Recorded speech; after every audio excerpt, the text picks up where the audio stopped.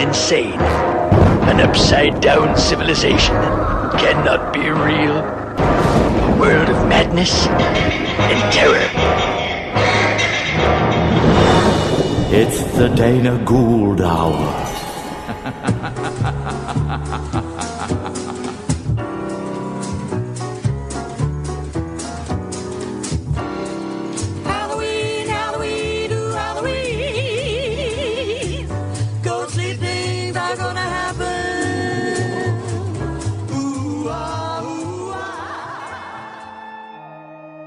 First of all, it was October, a rare month for boys, full of cold winds, long nights, and dark promises. Days get short, the shadows lengthen. The wind mourns in such a way that you want to run forever in the fields, because up ahead 10,000 pumpkins lie waiting to be cut. It was the October of my 12th year that the seller of lightning rods came along the road towards Greentown, Illinois, sneaking glances over his shoulder. Somewhere not far back was a terrible storm. Now, on those special autumn days when the air smells like smoke, when the twilights are orange and mash gray, my mind goes back to Greentown. That was from Ray Bradbury's screenplay for his novel, Something Wicked This Way Comes. And about this podcast, in the words of my forebears, something wicked pissa this way comes. Quoting Ray Bradbury's screenplay of his own novel is rather fitting for a Halloween show coming to you from Hollywood, but I love that passage. It perfectly articulates my feelings about this time of year. This has always been my favorite time of year. Halloween has always been my favorite holiday. Don't know why. Can't explain it. Ain't gonna try. And here in LA, after a long hot summer, there's nothing like the blast furnace that is the first half of fall, when the leaves turn orange because they're bursting into flames. It's 104 degrees. Let's go to an unshaded pumpkin patch. Better yet, let's pile the kids into the car, head over to the Climate Change Museum, and show them what a sweater was. Well, it's finally starting to cool off. The pumpkin patches are open for business. The haunted house mazes have lines around the block. The kids have picked out their costumes, and I cannot be in a bad mood. Certainly not with a show this good.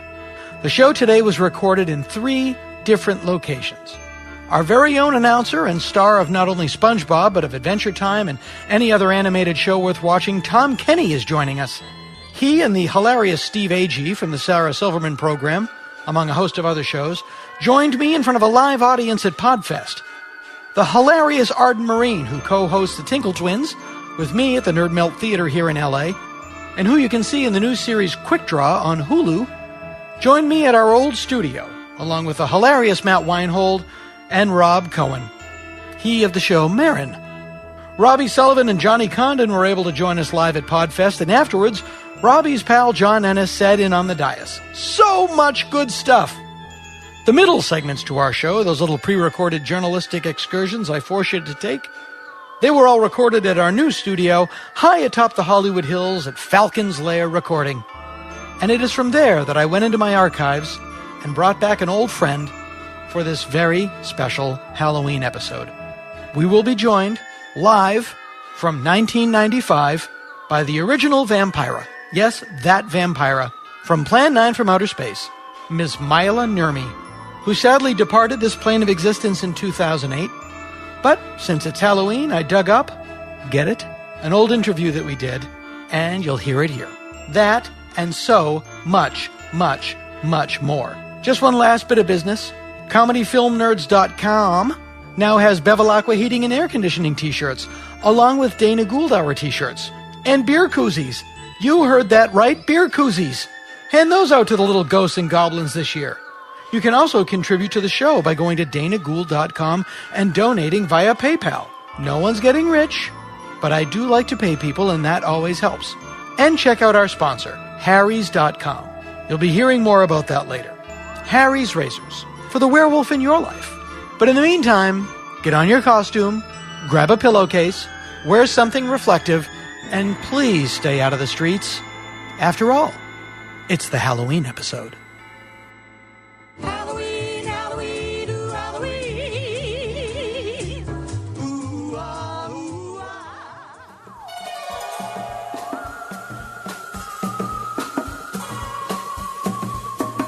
My guests today are two of my favorites. I knew I wanted to score well because it was a live show. One, quite simply, one of my favorite comedians. Please welcome smooth-skinned, almond-eyed Steve Agee, ladies and gentlemen. My next guest is the announcer on our show, and is someone that I have known about as long as I've known anybody in comedy. We actually started out together back in Boston. He's one of maybe the top voiceover talent in the country right now, but he's also a hilarious comedian. You know him from Adventure Time or SpongeBob. The SpongeBob movie comes out in February. Please welcome the lovely and talented, funny lady, Tom Kenny.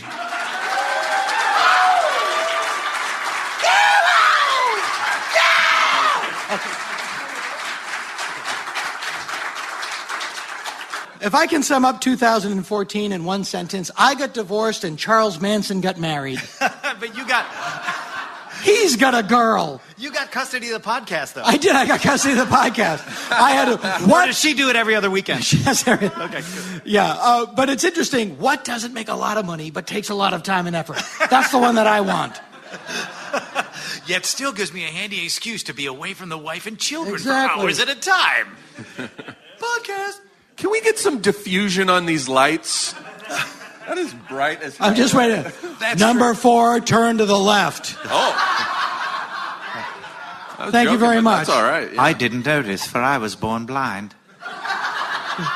But that's the difference between me and Steve. Steve goes, I don't like this, change it. And I just roll over and put up with it, which is why I haven't done better in show business. That's true. I'm sure it's fine. Yeah, it'll be okay. Do we have to pay you? No. I'll pay you. Just let me do it. Now, Steve, where did you grow up? Riverside, California, 1 hour away. Shut the front door. Is that in the Inland Empire? That's What? That's in the IA? Yeah, IE. Is that your Azusa, your San Dimas? No, it's your Riverside, your San Bernardino. Oh, yeah. I spend a lot of time in... Cucamonga. I spend a fair amount of time in San Dimas. Why? By the way, this is the sound of my voice. Thank you. Yeah, that's and right. I like this that is you the know look of my face since we have a live I like audience. that you know my podcast better than I do. Yeah. Yeah, Tom, say this is the sound of my voice. Huh? Say this is the sound of my voice. Oh, this is the sound of my voice on the Wow, Dana that's Gould a good podcast. voice. There you go. Do announcers like, just do it, honey, just do it. I can't wait. No, but it's a question that is frequently asked. You know? Oh, is it really? Yeah, when you and your wife are doing it, did you ever make the SpongeBob voice? Yeah. Oh, God, no. Like, why the fuck? Oh, yeah, all the time. time. Are you kidding? Yeah. She begs for it.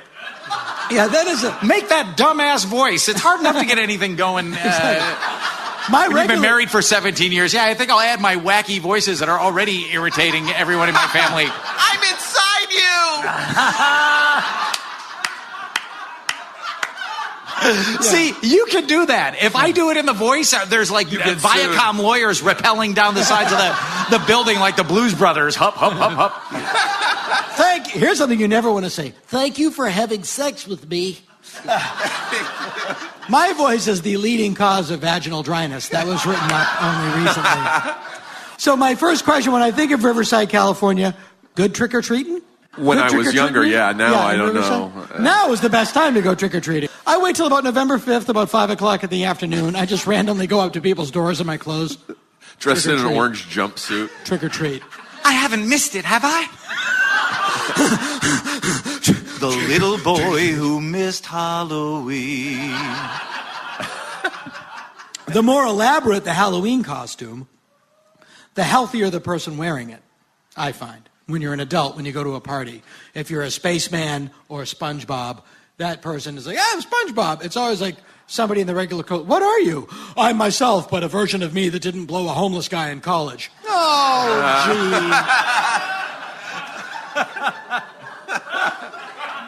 gee. You ruined the party. That is so weak. That is so... Yeah, I know those people. I'm Pikachu, but I'm indulging in cosplay to be me, Dana Gould. I'm dressed up like a guy.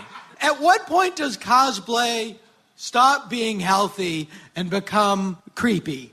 But there is like furries. To me, it's like, okay, furries don't hurt anybody. Dressing up like two giant teddy bears and fucking, it doesn't, that's a victimless thing. But I'm going to say, kind of creepy. Yeah. It's a little creepy. But, if somebody is going to get carnal in a furry outfit, I mean, my Stetson Open Road is off to them. I mean, sex can be strenuous enough. Yeah. You add a 50-pound outfit. Right, Yeah. it is. With Because wire mesh eyes that you can barely see out of. Yeah. Is there? Here's one thing people never say. I'd like to have sex, but I end up being so cold. No.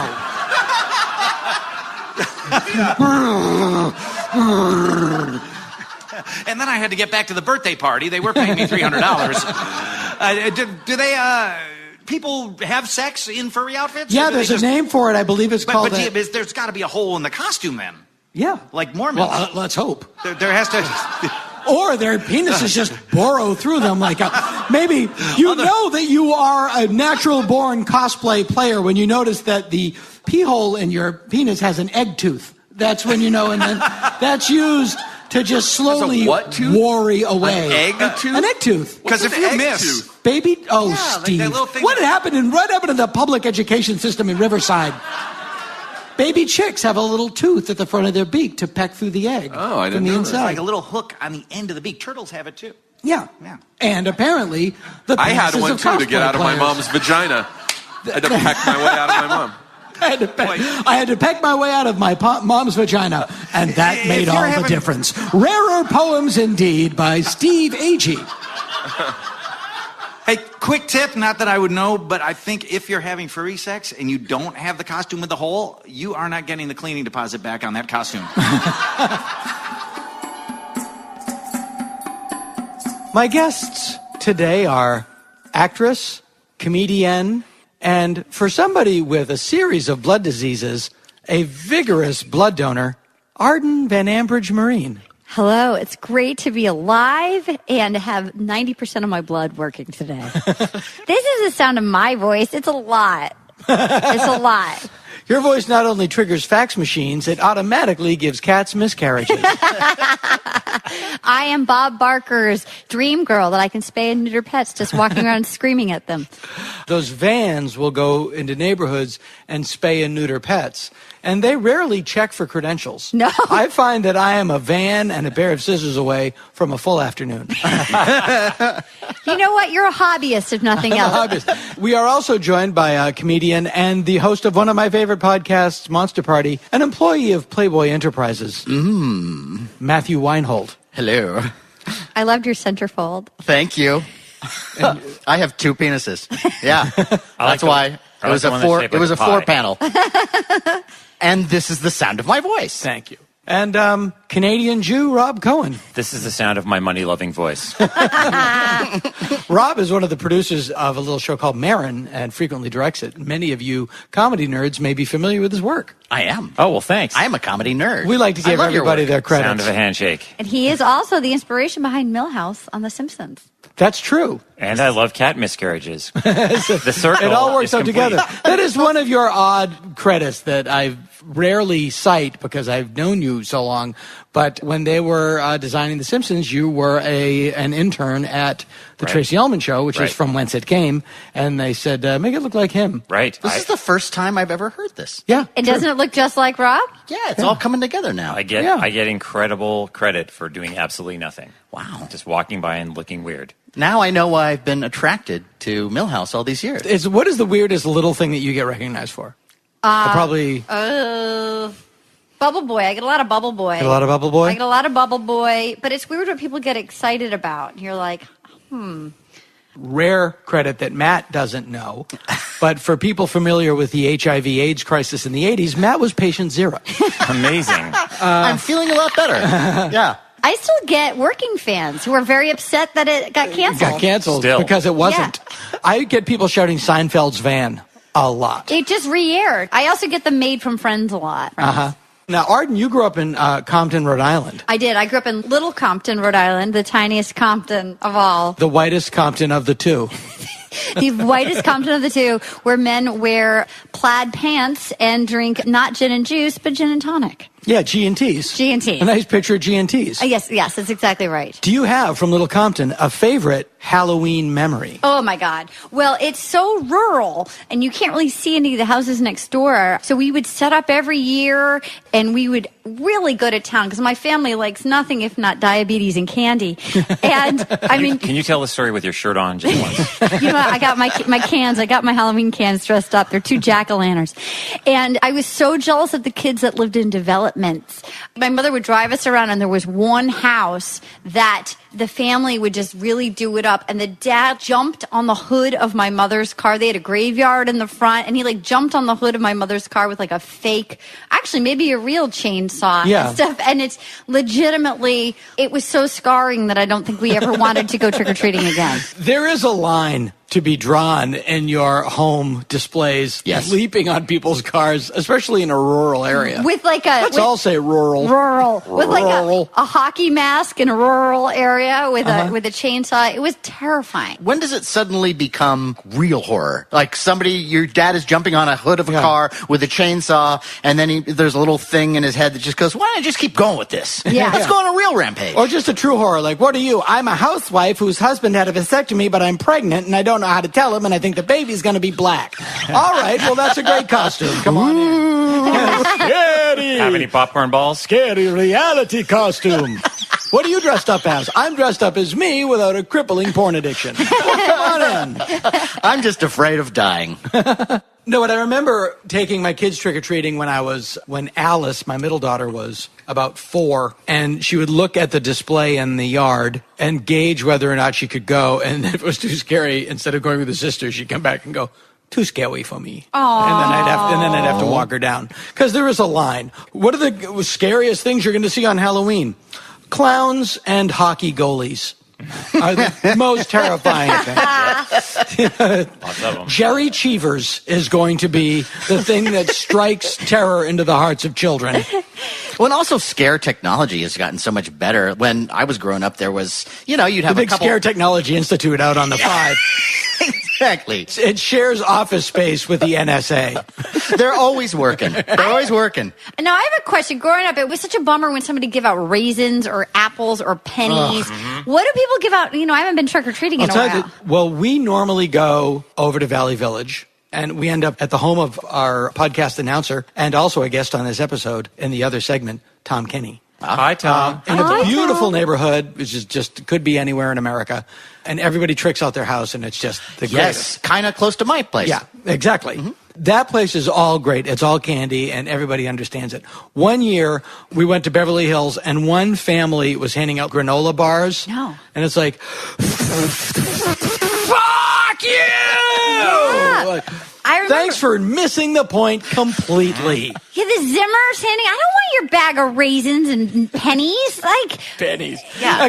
Actually, a bag of raisins and pennies just commingled. Yeah, somewhat interesting. I'd rather have It's my juju. It's my juju. I'd rather have a 200-year-old woman with no teeth to hand him out with palsied fingers. It's a bag of juju.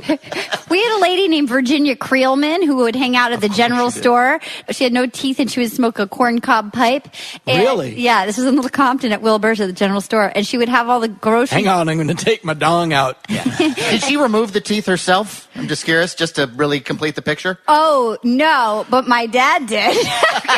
Anyway. He took her teeth out? He took his own teeth out. But she would hang out at the general store smoking her corncob pipe, and then she would get somebody to give her a ride home, and she'd make her grocery delivery from the general store. And when these young teen boys would go to Virginia Creelman's house, she'd be waiting for them in a negligee with her tits and her massive New England bush out, just waiting for these like high school boys to deliver stuff. Happy Halloween. How old a woman was she? Like 65. And you know what? At that time of my life as a teenager, that would have been fine. That would have been completely fine. No, it was like, that's the origin of the phrase "any port in a storm." Thank you. Yes. Virginia Creelman. Yeah. Any bush in high school. I would just curl up in that bush and fall asleep and wait for fall. Like a mite, like a mite on a body.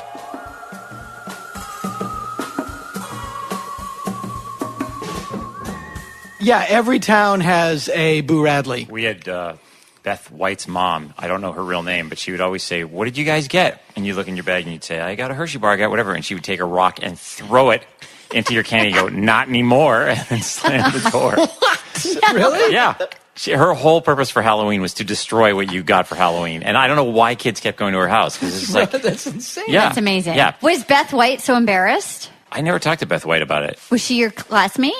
No, but we lived on this crazy crescent that was enclosed. It was like this weird little subculture. But A cul-de-sac. Yeah. That brings to mind the incredible cruelty of the parents in the Charlie Brown neighborhood. They had a big meeting the day before trick-or-treating. That one kid, let's just fuck with him. Yes. Let's just give him rocks. Didn't you love... We've never given a rock to anyone ever in this neighborhood. Yeah. Just because he's sad. Let's give him rocks. Like Mark David Chapman's lawyer at the John Lennon assassination trial should have just shown the peanuts and said, that was my client. Yeah. Given those rocks. Well, we didn't know that. It all makes sense. We had Harry Miller, who was a mentally handicapped gentleman who mowed the lawns at the cemetery, which is an odd job because you really can't, every 10 feet you hit a big slab of concrete. So it's a frustrating job. Yeah. We would see Harry Miller walking down the street while we were driving around, and every time we saw him, my dad would say to my mother, "There's your boyfriend." All I can think of is the Yellow King in True Detective when I hear about that guy. Oh, yes. Same thing. Exactly, same thing. Did Ken and Jeanette dress up for Halloween? Oh, no. Did Willie and Janet? Yeah, my mom was really? a roller derby. Yeah, Willie would put on my like God. a ghost. He had like a sheet with eyes. He'd like tie a string That's so around his cool. head and the top hat. And then my mom was a roller derby like slut. That's amazing. It was amazing. The fact they dressed up at all is... Yeah. My dad had a ghost costume, but he was a Grand Wizard in the Ku Klux Klan. No, my parents, they never went with me ever, I think. I was always with my older brothers. Oh, no, my dad didn't leave the house. He stayed home. But like no, that. they were just like... That's no. awesome. Halloween was like the one thing in Hopedale that was kind of okay. No one ever came to our house, ever. And we had the best gifts waiting every year. And we were so far away. But you're on that remote were No they? one ever came. What were they?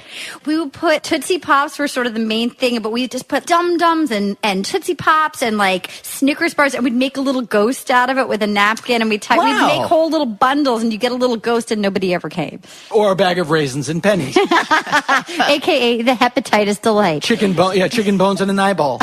Anybody who gave money deserves a special place in heaven. Did your parents dress up? No, God, Yeah. no.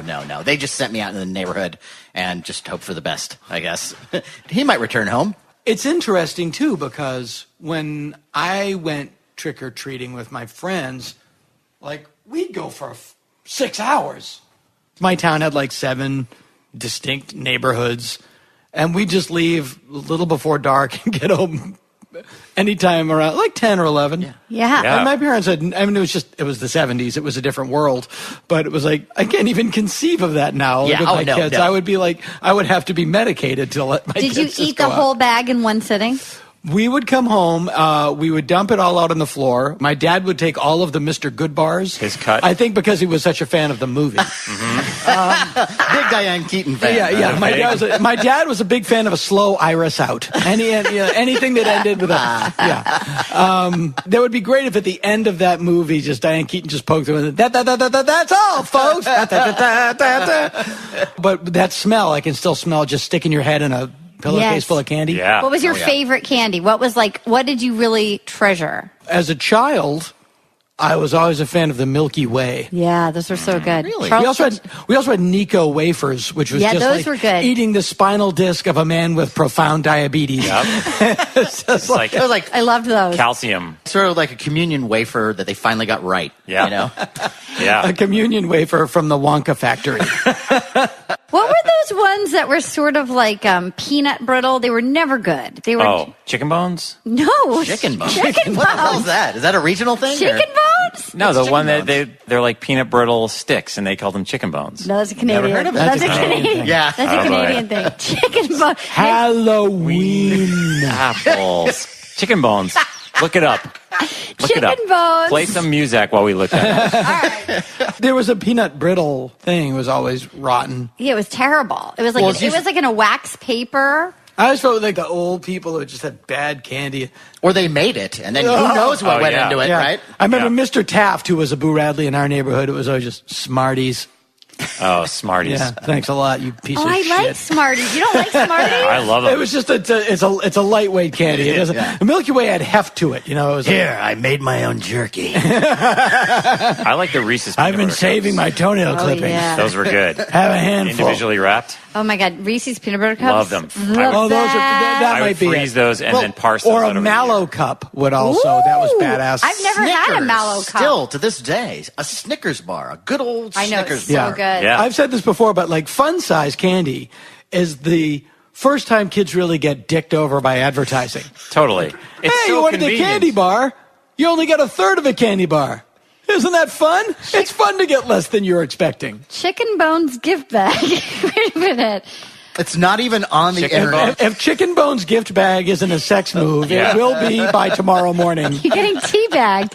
I gave her a Chicken Bones gift bag, and then the phone rang, and it startled me. It was her dad. Legal only in Canada. She told me she was 18. Type in chicken bones candy. Just look up anal gift bag Yeah, and see what comes. exactly. It's a picture of Wally Cox and Marlon Brando from the Hollywood Squares rap party. Yep, just sharing a hammock and smiling.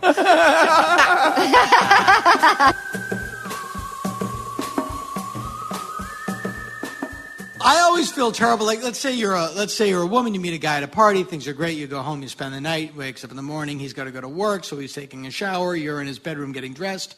You peek around because he's in the shower, and you see in his closet a clown suit. He's a clown, and you just fucked him. That can't be undone. Like, not he's like into, like, that's his sexual thing. No, that's like his job. That's I his gotta go job. to work. I got 3 birthday parties and an office thing today. Probably worse than going through his closet and finding a Klan robe. No, it's not worse than that? All right. Or some weird combo of the two. Howdy, folks. I'm Clanny the Clown. Clanny the Yeah. Clown. How are you? Clanny. There's a reason I'm in whiteface, because it's the only face that should be in this country. Here comes the Grand Wizard. Howdy! He's got the mini pearl price tag hanging off of the hood. That little girl from Grinder Switch, but money par. Now, if you're in the Klan and you're going trick-or-treating, do you put the costume on over the Klan robe? And if you're a ghost, are you just doubling up? Or is it would be great, like, I'm in the Klan, but I'm going as Sherlock Holmes, so you're in a sheet and a pillowcase, but you have a deerstalker cap and a pipe and a cape. I love you're looking at me like you're actually asking me that. Well, in my experience, Dana, Yes, I am a low-level KKK official, but I'm also very into Halo. So I like to dress a little. I like to do that too. So. Yeah. Racist dudes in the South rarely get into long diatribes about British science fiction. I'll tell you, Tom Baker was by far the best doctor. The 10th Doctor, the Matt Smith brought into the Who lexicon a sense of a matinee idol, and you never get now. You take your John Pertwee's. The Doctor was originally much more of an avuncular figure. Cause I'm sorry, he's a fucking Time Lord, motherfucker. Like, well, I don't really get into that. Let me tell you what, Dana. If I had a TARDIS, man, I would go to a dimension where there's no colored people. Yeah. 'Cause that, you know, and then I wouldn't need the TARDIS travel no more. I go, That's right. All right, I'm good. I'm happy here. That's right. Right. But they all agree. They're all. I would get a companion. A white companion. Companion. Or not. And I would travel. That show jumped the Maybe shark black. when Matt Smith had or the one before, who was the doctor before? Oh, man. He had a colored companion. Shit, no! That's when, you know what, David Tennant, you know what I said? Y'all are pussies. I'm Tom Baker all the way. The TARDIS was going through a wormhole, and it landed. I saw his companion was colored. And that's when I stood up and went, fake. There's no, because he's from fucking Gallifrey, which is a white planet the way I have drawn it. I think I've told this story before. I was at Comic-Con with Matt. This is back when Comic-Con actually was Comic-Con. When there were comics at it? Yeah, before it was just the Warner Brothers Licensed Character Pavilion. Right. And we're also having a panel from the show Bones. Oh, great! You know how kids love Bones. You know, are you going to the Sisterhood of the Traveling Pants panel? Yeah. I'm going to the Gone Girl panel. We're going to get our fucking Gone Girl on!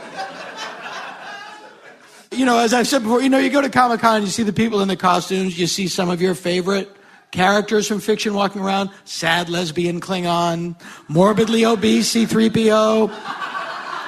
There was like a girl in a Xena costume and a guy in a whatever the dude was from the show, Hercules. They were not afraid of carbs. That's what I would say.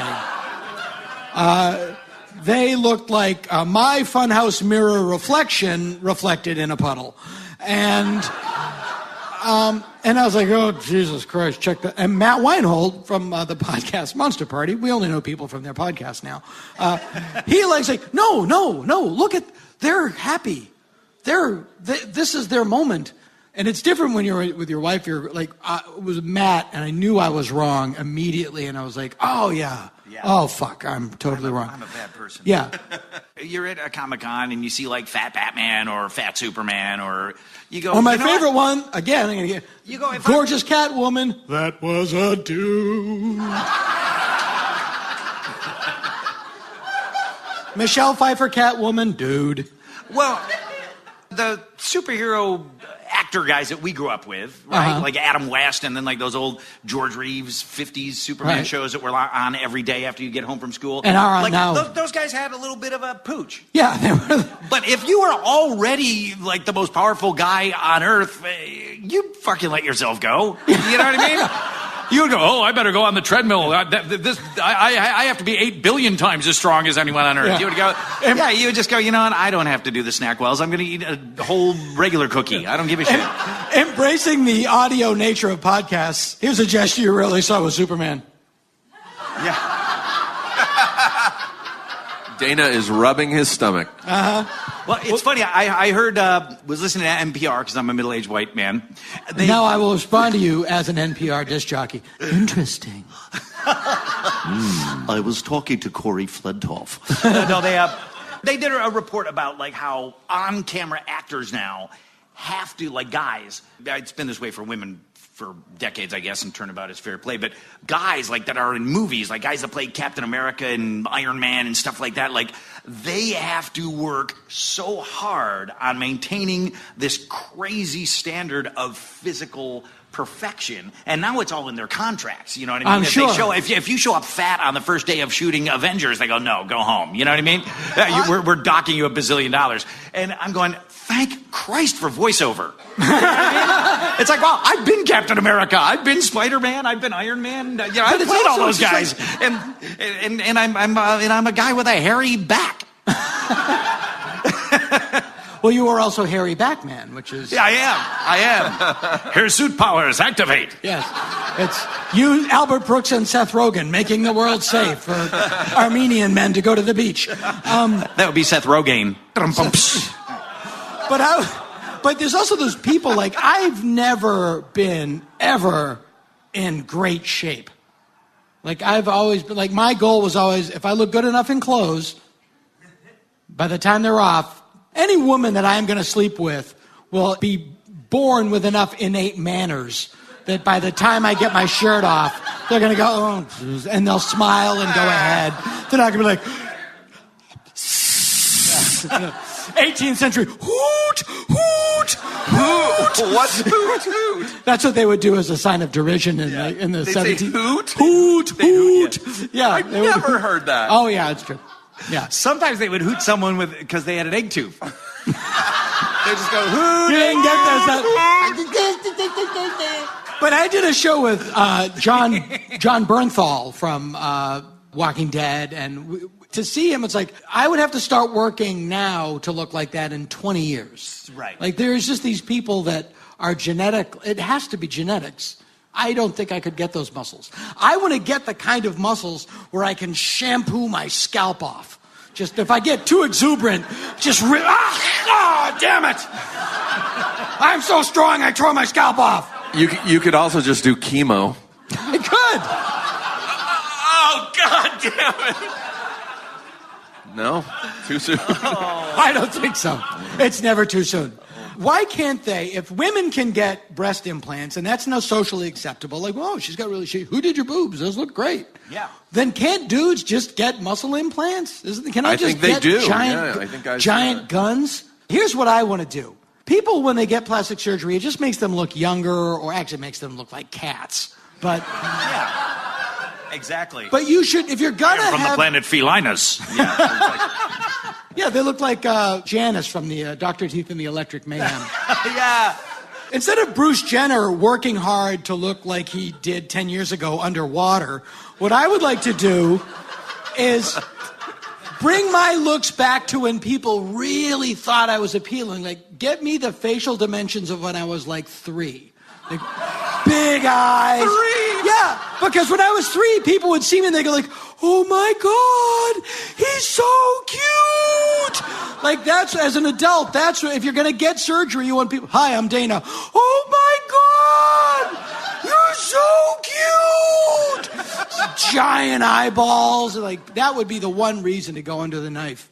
I would guess that us 3 guys at a fairly early age realized the genetic deck was stacked against us. We all thought, said, I better get fucking funny. Yeah, I better massage the marginally amusing thing that I got going for me. You know what I mean? Because that's my only hope. But you know what's weird? Have you ever seen massaging like a little... the marginally amusing thing is how I spent junior high. Have you ever seen how I've spent my early 50s. Have you ever seen like a little kid that you know exactly what they're going to look like? Not as an adult, but as an old man. Yes. You're like, oh, he's going to have one of those big chins and like the sunken, eyeballs. And sometimes you'll see like a baby, like a 1-year-old who looks just like William Demarest. And you're like, I know exactly what you're going to look like. Who's that? William Demarest was Uncle Charlie on My 3 Sons. He was also in Sullivan's. Travels. Okay. But yeah, he's one of those guys that, like, before his giant defining TV role in the '60s, was in movies for like 40 years. Right. You know. Yeah, he looked 50 when he was 20. Yeah. So it's the Walter Brennan thing. Like born old. Yeah, I was spiritually old. I was always kind of 40. Me too. The older I get, the more I understand why people throw their shoes at the TV. Yes. And why baboons throw their shit at tourists. Yeah. Yes. I was watching Rachel Maddow interviewing somebody that she thought was opposed to the bombings of ISIS that turned out not to be opposed to the bombings of ISIS. And she went on a smirk-free jag that nearly brought the network to a grinding halt. She wanted to, but she couldn't get the smirk out, and it was heartbreaking. Is Chris Hayes the Chris Gaines of Rachel Maddow's Garth Brooks? I got to think about that one for a while.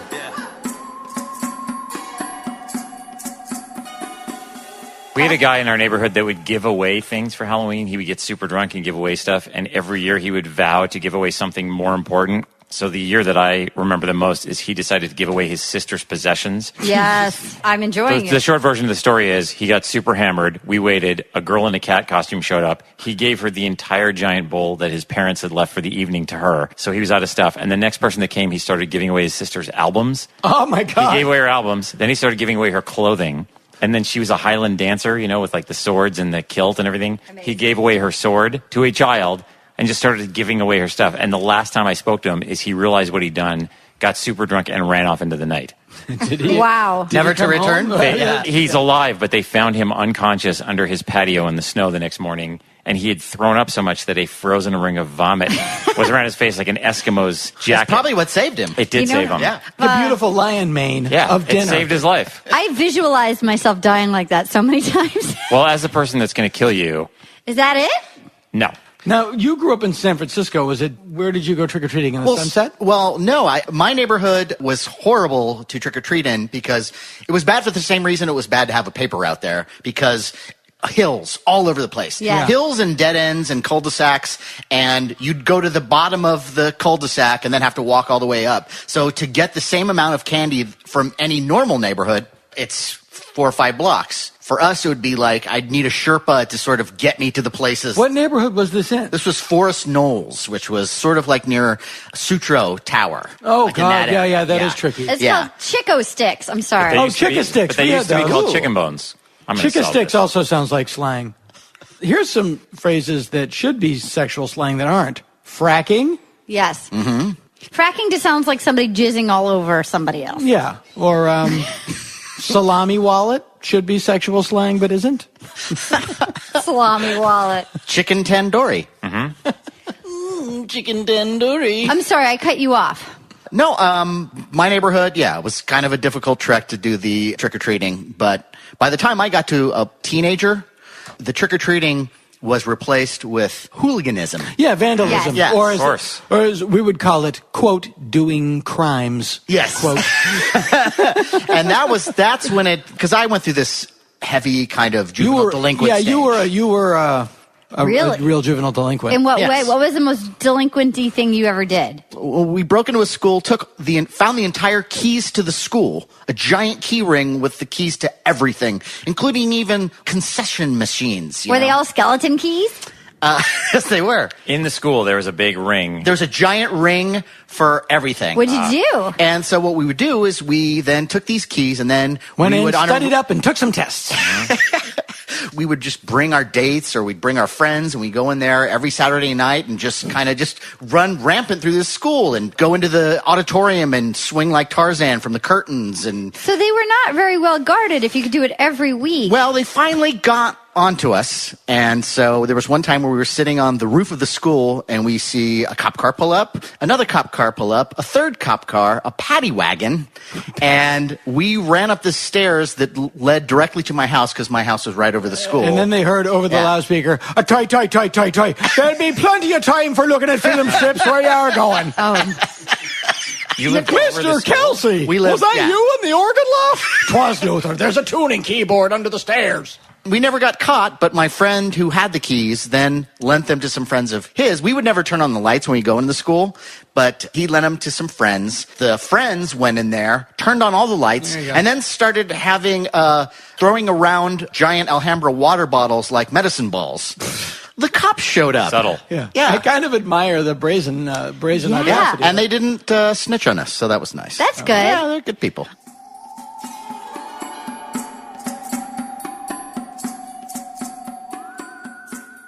But you've been to my house. You know I barely have a TV. I don't think I've got like one TV. Like my kids' friends come over and go, "That's your TV? That's like the only one that you have? That's weird." I've But you never have a heard of jukebox. Zenith. I do have a jukebox, well, also known as a 700-pound iPod that only plays 100 songs. We go in. The world's biggest nightlight. We It's a dumb thing to have, but it's cool. One thing that's horrifying to me is when I will go to your house with my children, they march right up to you and go, "Do SpongeBob!" Like, my children went to the Mark David Chapman School of Fan Etiquette. You know, they have no subtlety. And I'm just like, oh my God. No. You're in the man's home. No, to me that means I still have a job. You know what I mean? It like means okay. There's this thing still got some juice in it. You know. And, Are you allowed to do it for? Yes, I cannot do it for Dana's children. I can do it for anyone else. Dana's children, I am not allowed to do it for. It's very strange. Again, having known you since 1983. Yep, 83. To hear your voice in my home, like just hear your voice in the other one, like, that's Tom. Yeah. Trotting out that same shitty voice he did in that one bit in 1983. Nice recycling there, Ed Begley Jr.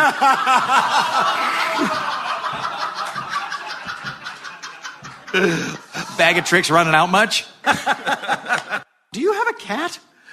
Yes, I have 2 cats. I had a cat named Bela Lugosi that has passed on to the great beyond. Poor Bela. But yes, I have Tess Trueheart named after the Dick Tracy girlfriend played by Glenn Headley in the Warner Beatty movie. Oh, that's right. And I have a one-eyed cat named Popeye. I mean, what else do you call him? What should we name him? And he's like, I don't think we can call him anything else but Popeye. Well, you could name him Sammy, Columbo, Sandy. So we recently got, because I was always a dog person, never had cats. Recently found a cat under a house and said, can we just keep it here till we find a home for him? Like, yeah, but I'm not going to keep it. And then my daughter saw it, and now I have a cat. And then... So when you say you found it under a house, you mean like where its feet all curly, like the Wizard of Oz? Yeah, with ruby like slippers. A house landed on it? Black and white socks. Yeah, it was wearing red shoes and black and white striped socks that it got at the Tim Burton garage sale. We're driving. I don't want to brag and I don't want to be treated any differently, but we're driving through Azusa. Oh. On your way to the Inland Empire. We're in the IE. You know what we're doing? Drinking deep the thirsty cup that is the IE. And you threw the cat out of the car in Azusa. Driving, don't eat this piece of shit anymore. Down in Azusa where people give directions like, you're going to see a woman giving birth on the hood of an El Camino. Take a left. We see a empty VFW, fluorescent lights, empty VFW, like a great pulp paperback cover. And I see this little cat running across the parking lot. And I go, hey, cat! She goes, turn around! Like to me, homeless cat. Ha ha, tough shit, homeless cat. Turn around! So I turn around and this is literally 2 weeks after I get the first cat. I'm like, I'm not getting another cat. Just turn around. So we go in the parking lot. She gets out and starts looking for the cat. I'm in the car and thinking, don't find the cat. Don't find the cat. I imagine the cat is already... Yeah, exactly. I imagine the cat is in a storm drain playing cards with some other cats. Yeah. And I look and it's under the dumpster. It's under the dumpster that I am parked right next to. Swear to Christ, this story is true. I open my car door and I go, hey, buddy. And it walks across the parking lot on my leg, crawls up, sits on my shoulder, and starts going... So now I have two cats. And you drove from Azusa to LA with a cat in a car, and it didn't scratch the shit out of you? No, that's another. Stayed with her for a bit, then she drove with it. Here's the thing: somewhere in that VFW hall, there's some sad veteran going, "I stormed the beach at Normandy, and that fucking cat took off on me." Yeah. Or I never heard from him again. That son of a bitch. Or a family of mice dancing to a swing band. Hey, Bob-a-reba.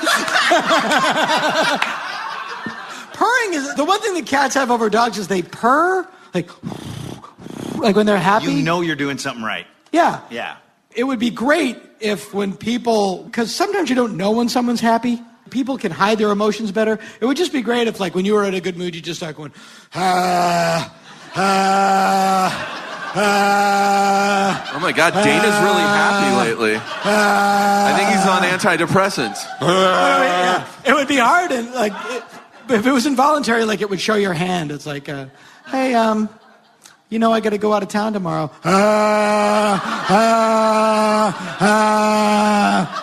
Is that the pleasure sound? Yeah.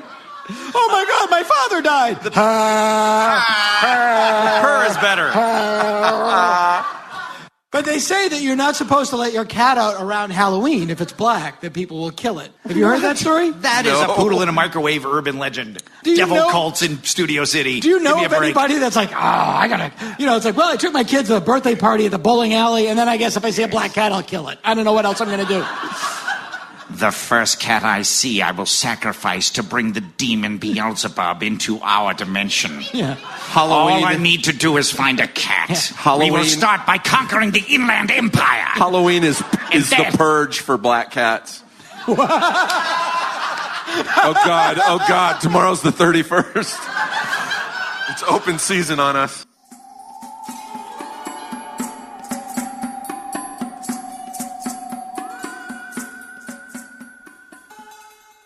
A Halloween question for you guys. When did people start getting slutty at Halloween? Has this been forever, the slutty Halloween thing? That's a great question, and I think it's not that old. It's not. I started it. You did? Now it's anything. I'm slutty boron. Slutty Albert Einstein. How young are the slutty outfits? How old? I have a theory on that. Yeah, Rob, Cohen. As slutty Superman, let me just say. I love your work. Your taint on Halloween is I just really well featured. Just tight red underpants and a cape and a look of indifference. I'm like, are you Clark Kent? Yep. Not with that taint, you're not. I don't know, am I? Index finger pulling mouth down. Peekaboo chaps, searchlight. I think this is my genuine theory. I think costumes were so much more interesting and homemade back then in the day. And then as they got sort of more mass-produced, they just got lazier with the costumes, and people didn't make them as much. And so then they just started to make a nurse costume. And then people said, I'm just going to be like the slutty nurse. So I'm going to just take pieces of the costume. I would say 80s, early 90s. Yeah, part of it, at some point, Halloween became much bigger than it was when we were kids. Definitely. I mean, Halloween was not an adult holiday when we were kids. Now it's massive. It's a business. Yeah, it's a giant business. Yeah. And, it's like, well, how are we going to get adults into Halloween? Fucking. Mm-hmm. Yeah. Fun size. But it's the same as Comic-Con. Like Mardi Gras. I picture... It's like you get to release your inner slut. But just do that. Don't go like, who are you? I'm slutty Charlotte Ray. No. Yes, I am. That's how we met.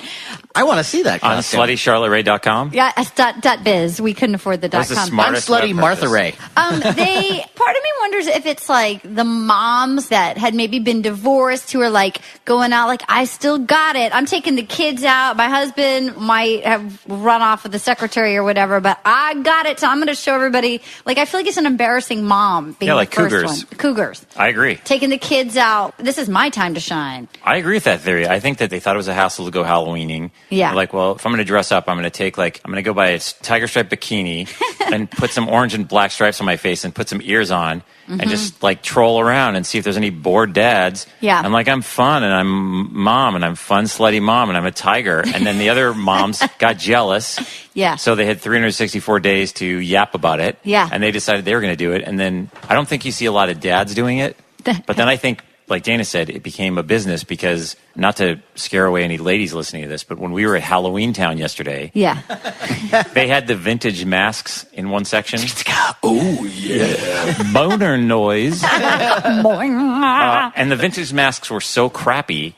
You remember that hobo mask that was sort of the clear hobo mask with a cigar? But they're way more intricate now, so you have more options. I had that costume. The hobo one? I had the hobo costume, and my hobo costume it would come with a red light on the nose. Because he was an alcoholic. Sexy hobo. Do you remember how hot those plastic costumes were? Like this. Yes. Well, it was an apron. It was, as I said, it's a garbage bag. It's Casper's face and then an apron with a picture of Casper. Yes. So you weren't really Casper. You were a fan of Casper. Yeah, Your costume was a fan of Casper. Yeah. You were Casper's van. Here's an interesting costume. If I put on for this Halloween an afro wig and a pair of mirrored sunglasses, I could go out as a frat guy at a Halloween party. Because that was every frat guy, every college party, lazy costume, every douchebag dude, afro wig and sunglasses. That's their costume. Trick or treat, trick or treat, trick or treat for Halloween.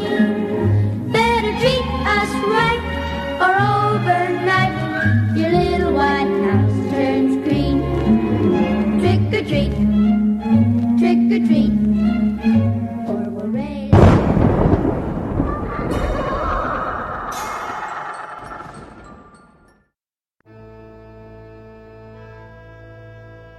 You don't know me, but I've been near you. You've heard me.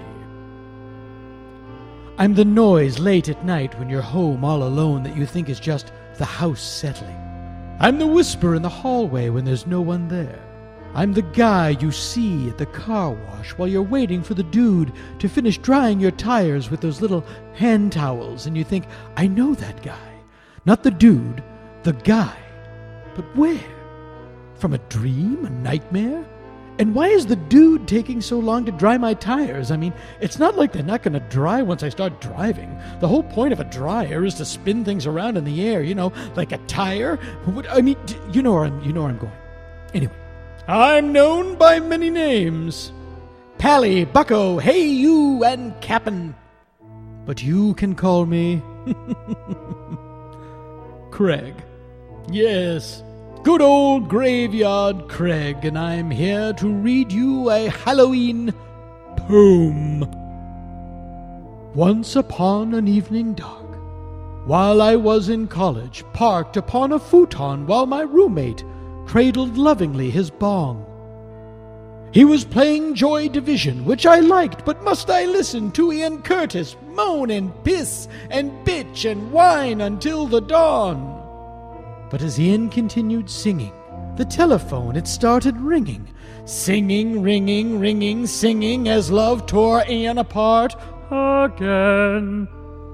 Aggravation nipped me, but a ripping fear soon gripped me, held me in its grip so griply, a non-slipping grip, quite sickly, like my hand now grips this pen. 'Twas my girlfriend on the phone. She was crying, all alone. And I was trapped here, lying prone, feigning carefree. What's up, Joan? I missed my period, she bleated.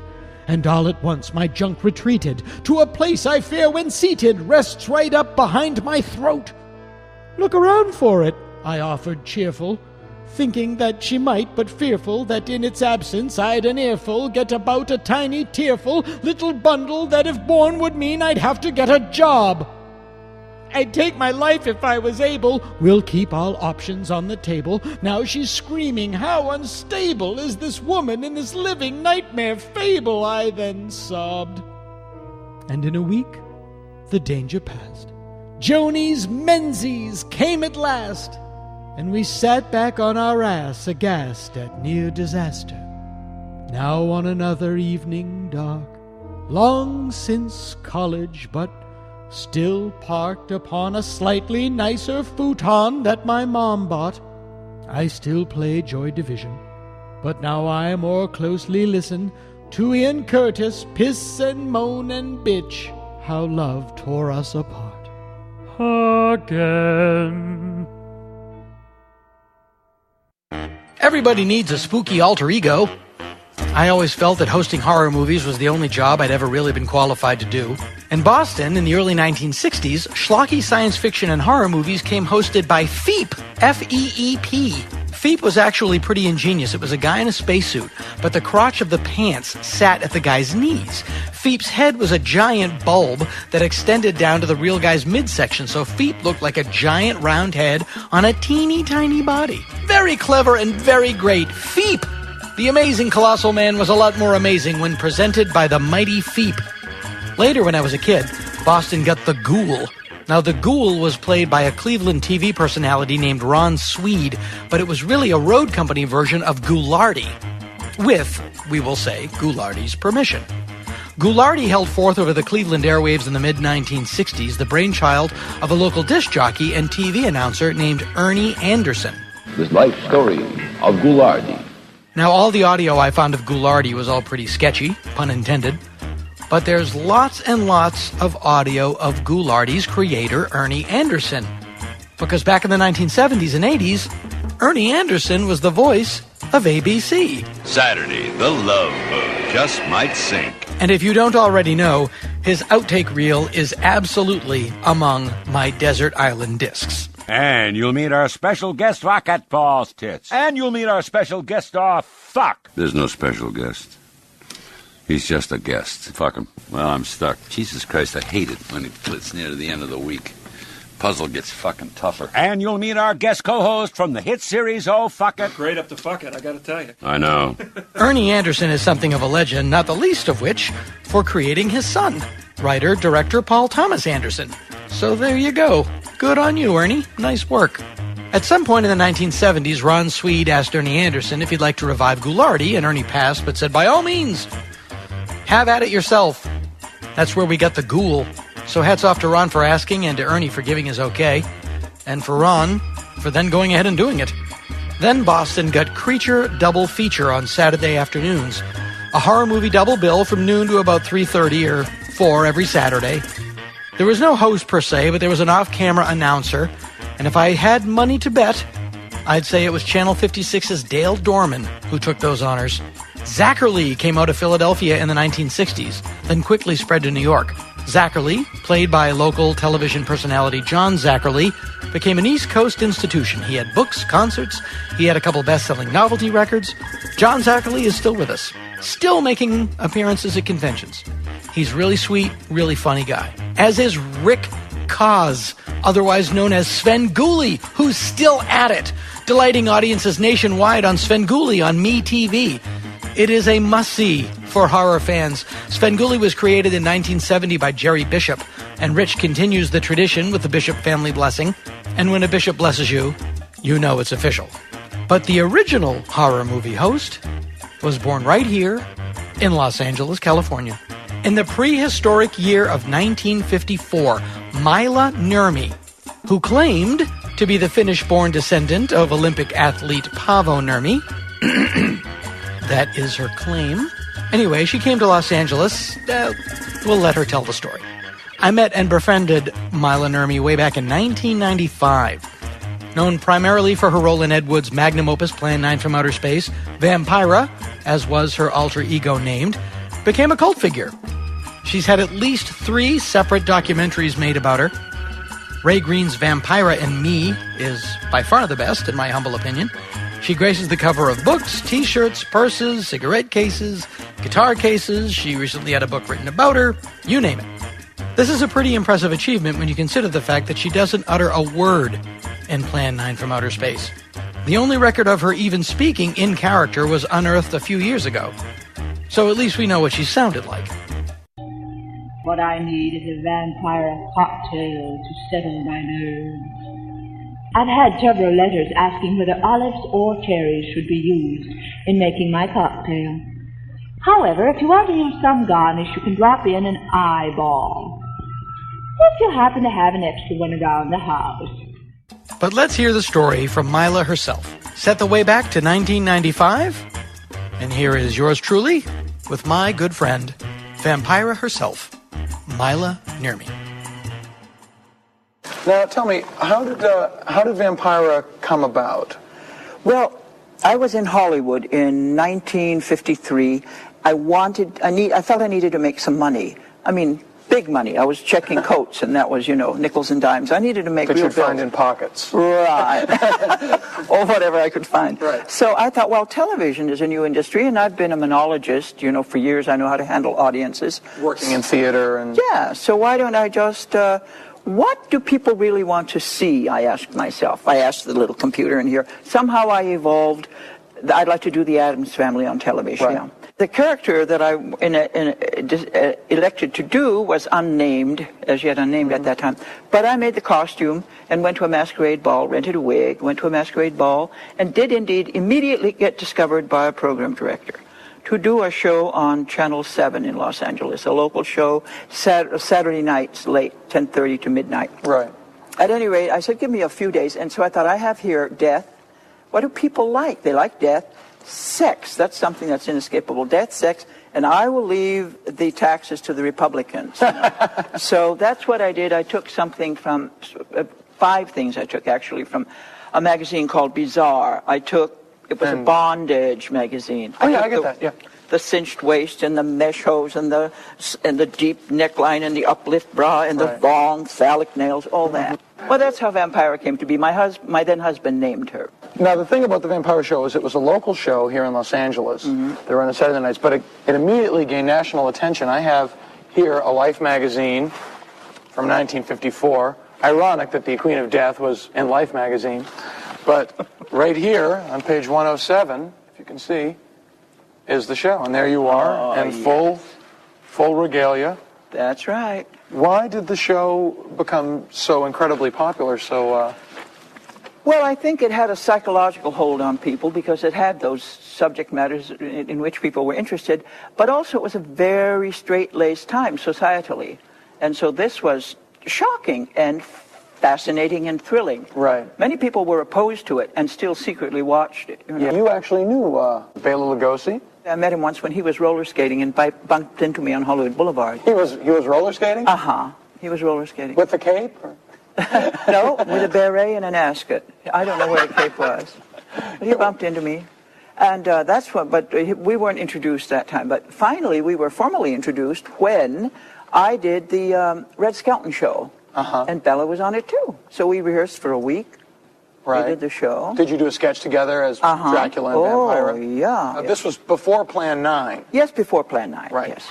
Now, you were in Play 9, but by this time Bela had passed on. Uh-huh. And you worked with...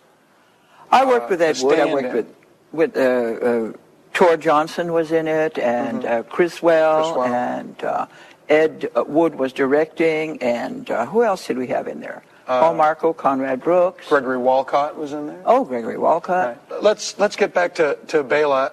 Now, as portrayed in the film Ed Wood, he was sort of a crotchety old, mean old guy. Now, that's not your impression of how he was in real life. Oh, no. He was a genteel, old world, bred in the old manner. He was such a gentleman. A quiet, old country kind of gentleman. That's the aspect I saw, and I did have a good bit of exposure to him. I never saw him any other way. He never swore. Right. No. Or any of that? No cuss words, nothing like that. But he did enjoy a cocktail. I take it he did in a good cigar, or any cigar.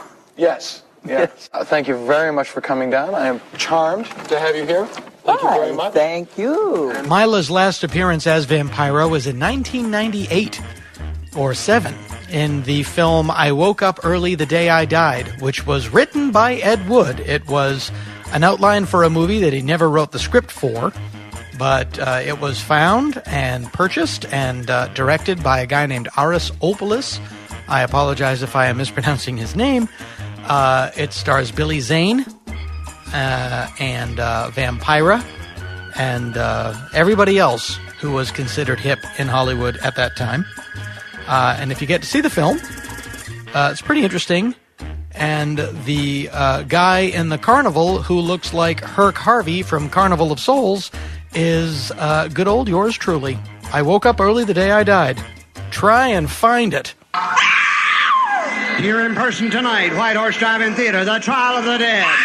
18 living nightmares leap from the stage. All lights go out, and the monsters are released from their coffins. They may grab you. Victims from the audience will be thrown from the stage a piece at a time. Human heads chopped off. Jungle worms and swamp rats run around your feet. Extra on stage, back from the grave. The spirit materialization of Bruce Lee, King of Kung Fu. It's real. On stage, not a movie. You may need help. Help! Help!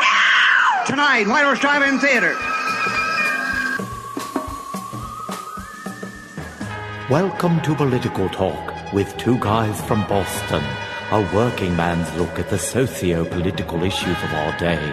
And now, Political Talk with two guys from Boston. Welcome to Political Talk with two guys from Boston. I'm Johnny Condon. Yeah, I'm Robbie Sullivan. Brought to you by Bevel Aqua Heating and Air Conditioning. Yeah, we're cool if you're cool. Bevel Aqua. So, I'm visiting my father. Oh, yeah? How's he doing? He's got one foot in the grave and the other on a banana peel. He's not doing well. For hours now. His stroke has cancer. I don't know what the hell's wrong with him. That's probably good, though, because maybe one medicine will help fix the other or something. Yeah. But here's the deal. My father does not believe in heaven or hell. It's right out of the gate. When you're dead, you're dead.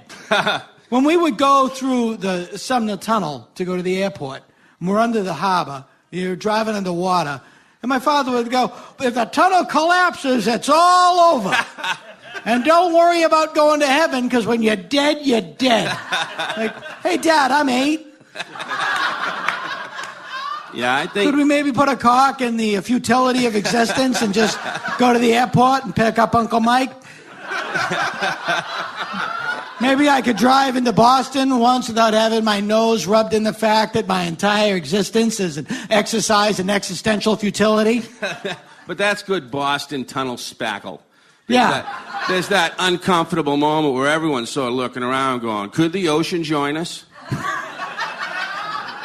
Will this car become a sub in the way that James Bond's car did? Yeah, Ma, what would happen? Ma, what would happen if, a lot of that going on in everyone's mind. So I think your father's just taking that opportunity and nailing it. But here's my theory.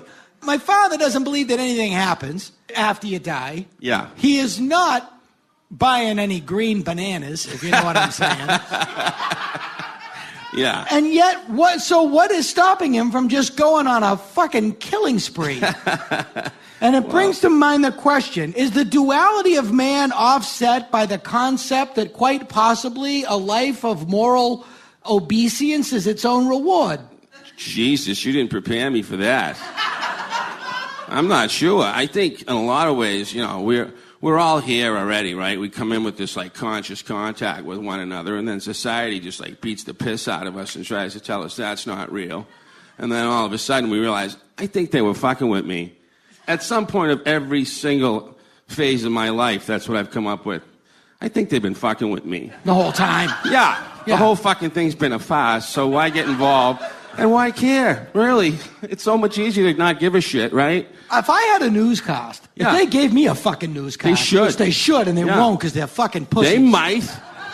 I would just get on. I would go, here's the news. You know what? There's a lot of shit going on. Let's just not get involved. Yeah. No, and cut to some we're going to show 2 episodes of the Three Stooges. Yeah, no, the news is like 30 minutes of a collection of the worst moments that have happened around the world all day. We can walk around in the woods and find 30 good ones. It's like... But if they show 3 episodes of the Three Stooges... Yeah, I hope they do. One's going to be a Joe.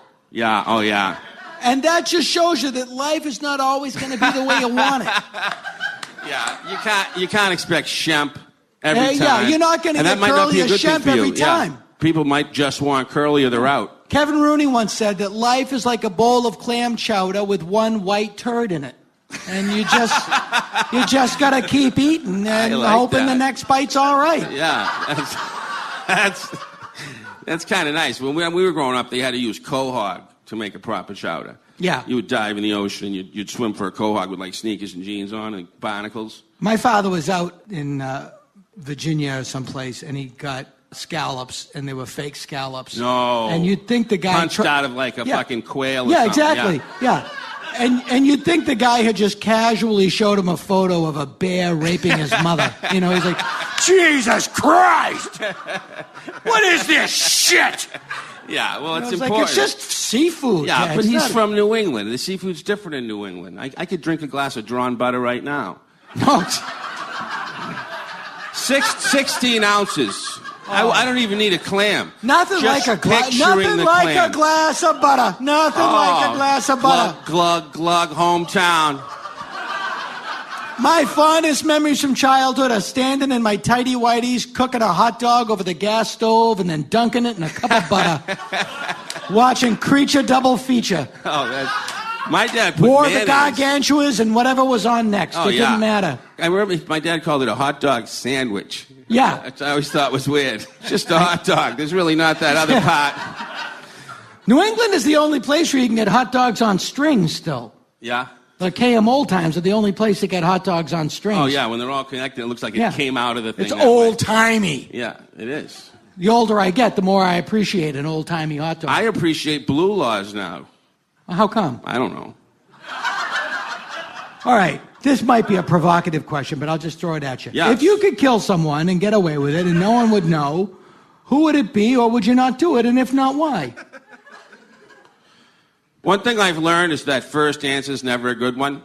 That's not a thing to say at the altar. In my filter, I've really eliminated most people. I don't have that going on. I don't know what it is. I maybe like 10 years ago, I could have been like, oh, fuck, you want a list? And I would have just been railing. But right now, I don't know. There's something about it. I just don't give a shit. I don't want a flamethrower because the flame is too wide a spray. Jesus Christ. But if I could get... What are we really talking about? But if I could get... What final scene are you cooking up? Oh, wait. How many people are involved? How many characters are in the act here? There's 2, We're I'll tell you. all gonna go. I'll tell you exactly. If I could get a super soaker that shoots fire. Oh, yeah, get one. If you can, get me one. Like a steady stream, like a pencil stream of fire. Oh, yeah. Not the deer hunter. No. Whoa. Just a steady laser-like stream of fire. Mention it around 5 12-year-olds. They'll have it for in a half hour. Exactly. When I'm in the Rite Aid and there's a guy carrying on a cell phone conversation at full volume, and especially while he's checking out, and the woman, there's some 70-year-old woman, she's working because she has to. Yeah. She's broke. She didn't plan her life right. She's wearing a fucking name tag at 70. Yeah. She'd probably have an orgasm if she found an apple. She's just having a hard time in her life. All right, I can see it now. She's I can see it. It's $14. Do you have a Rite Aid card? Hey, you're never going to believe what I did, Marty. I bought a belt. No, brown.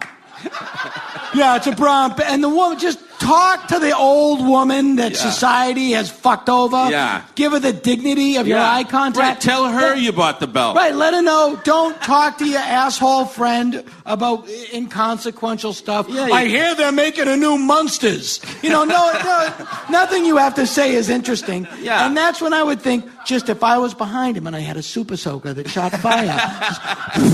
Just like, Marty, hang on, I seem to be on fire. That would do I want to good. play And the if he lady. went up, I want to if play he- the lady for just a second. I want to play the lady. Thank you. Yeah. And as the flames engulf him and he falls to his knees, he runs for the door, but he can't make it, and he drops to his knees, but his arms are up like the poster for Platoon, and he's just about to face plant. I just turn around and I go, I bet you see it all in here. Oh, you have no idea. Yeah, well, they do see it all. Right. It's an interesting place to study humans. If it's 4 o'clock in the morning and you're in the Rite Aid, 90% of the customers are scratching their neck. Yeah. Yeah, I don't know what that is, but I think it's the brand. Yeah, there's a lot of people scratching their neck, and Yeah. a lot of nothing important to you should be in a white plastic bag. Yeah. You see people just clutching a shitty Rite Aid bag. Like, God, there should be nothing. I'm so sorry that your life is No, such fiddle that. faddle was $1. Yeah, exactly. I gotta have this. Yeah. Yeah, I got NyQuil and DayQuil. Yeah, It's like a speedball. I'm gonna go home and win. Yeah. Yeah. So what are you going out to? Are you going to any Halloween parties? You know me. I like to lay a little low and give out the early treats and then fucking nothing. Just sit around? To put on the costume that one time. You made me do it, and I show up, and all everyone did was say what an asshole I was, and, I'm sick of that. Well, but here's what I don't understand. We're over your house, it's Halloween, and every time the door rings, your mother goes, who is it? It's trick-or-treaters. Ma's angry because of the no smoking thing where her doctor told her if she calls her again in the middle of the night and says her chest hurts, he's going to have the phone disconnect and all this. Like, you're not my patient anymore. My mother's still calling her old doctor going, I don't know what it is. He's like, it's that you smoke 4 packs a day. Your mother puts fucking cigarettes on a nightstand, Yeah. so if she wakes up thirsty, she can smoke and think about water. Jesus Christ. Yeah, you've heard the messages. My mother will leave a message about a pack of smokes, like literally I'm bringing someone their hat. You can walk. She should just walk to the cemetery, lay down in the coffin, and just smoke until it's just like, just time it so you can just kick the lid closed. I told her It's like sometimes I'm like, if I have huevos rancheros, 9 times out of 10 to cut out the middleman, I'll just scrape it right into the toilet.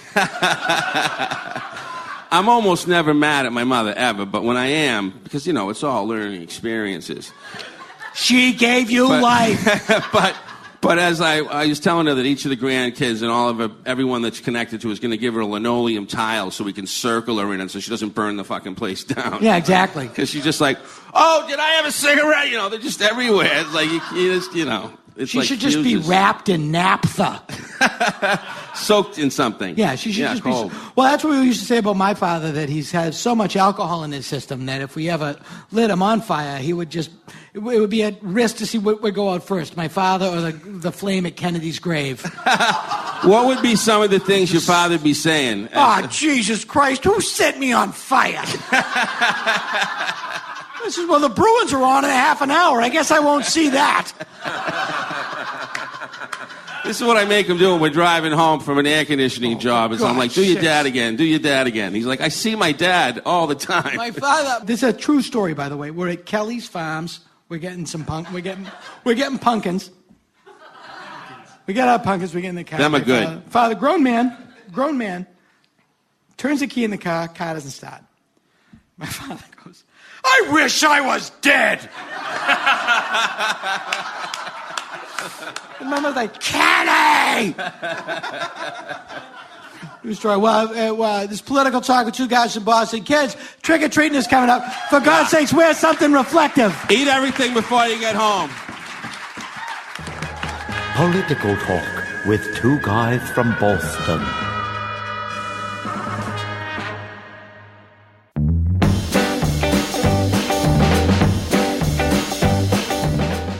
For many of us, shaving is a pain, especially those of us over 12.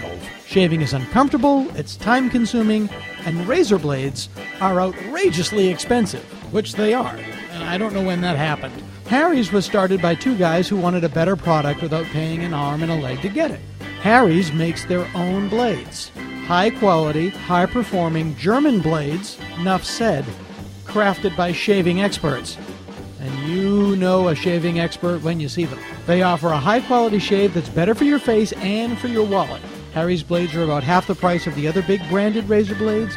They ship for free to your front door. You don't have to go down to the pharmacy and get a manager to come and unlock a case like you're trying to try on a crown or something.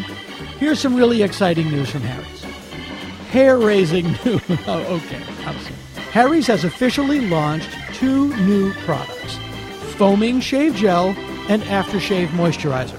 Sort of foreplay, then the big shave, and then some cuddling.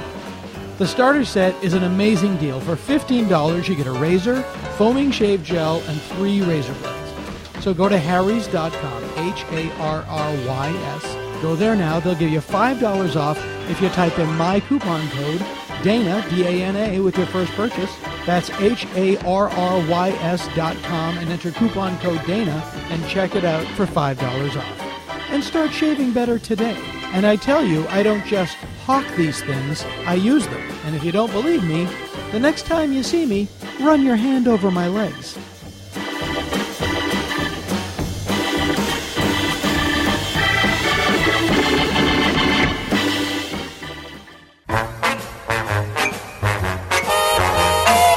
Trick or treat, trick or treat on Halloween. Happy Halloween! Now, John, how old are your kids now?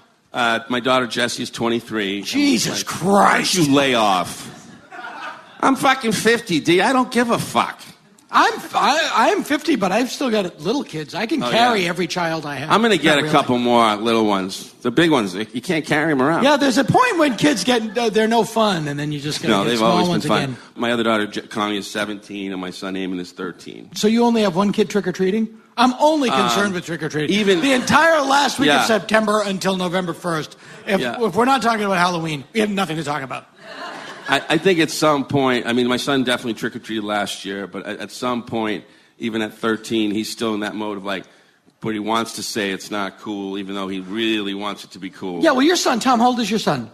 16. And is he? For a couple more weeks. Bring your mic close to your mouth. Oh, okay. I thought you meant is he suddenly Catholic? very religious? Is he Catholic? Is he with us? Is he with us? Is he still No, I hope this isn't a touchy subject. Your son didn't die, did he? Your son's alive. No, but he just got his learner's permit, so I've died about 50 times in the last couple of weeks driving around with him. Did you teach him how to drive? I sit there next to him and try not to be too judgmental the way that my parents were and not freak out, but it's like, okay. Oh, God. So your parents were not judgmental? There's a crosswalk. So you might, coming up here, so you might want to think about slowing down. Just feather the brake, and we slow down. There's a guy, you see the baby carriage there. So you might be, stop, Mac! Stop! Jesus! God, Dad, you freak out. I noticed, this is why I hate driving with you. It's like, wow. My son is officially Napoleon Dynamite now. Tina, you fat lord. Do you slam your foot on the invisible brake? I do not do that. I try my best not to do that. But I have spent because I knew it was coming. So the last year or two, I've spent just pointing out aberrant behaviors. Where he'll have his iPod on, I'll be driving, I go, Mag, you see that? Putting on makeup. Woman putting on makeup. That's what you're dealing with out here. It's not you I'm worried about, son. It's all these other kooks out there. And then slowly it's just like, look at that hippie. Yeah. See, did you see that, Matt? That person just killed us. Matt, why does everybody look like Mumford and Sons now? Look at that 90 degrees, he's in a ski cap, and I'm supposed to think he's hip. He's out of his fucking mind. I do bitch about beards all the time to my 17-year-old. Why do these 20-year-olds want to look like they're in a Matthew Brady Civil War photo? No, don't Beards, no. I didn't even mind that. If you're in a rock and roll band, you shouldn't have a beard. No beard Beatles are way cooler than beard Beatles. Yeah, well, that's... No beard Rolling Stones, way cooler than beard Rolling Stones. Everybody had a beard, period. No, Mick Jagger did have a beard in, he looks terrible in a beard. Who? Mick Jagger. There's like one or two photos of him with a beard. Jagger went through some and beard it looks like, period. because, it looks like Don Knotts playing Abe Lincoln. It really just... Give me a little bit of that, by the way. Now, here's the deal.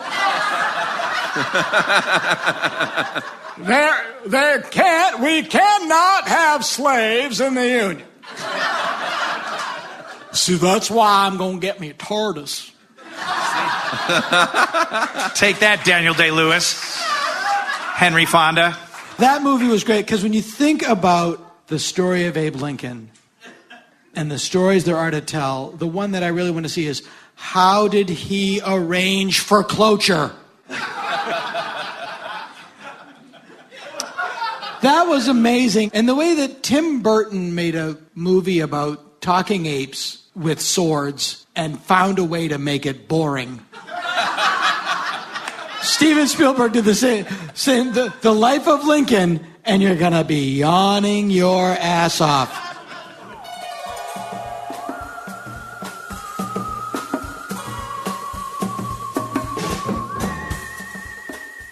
What's the best costume you've ever seen?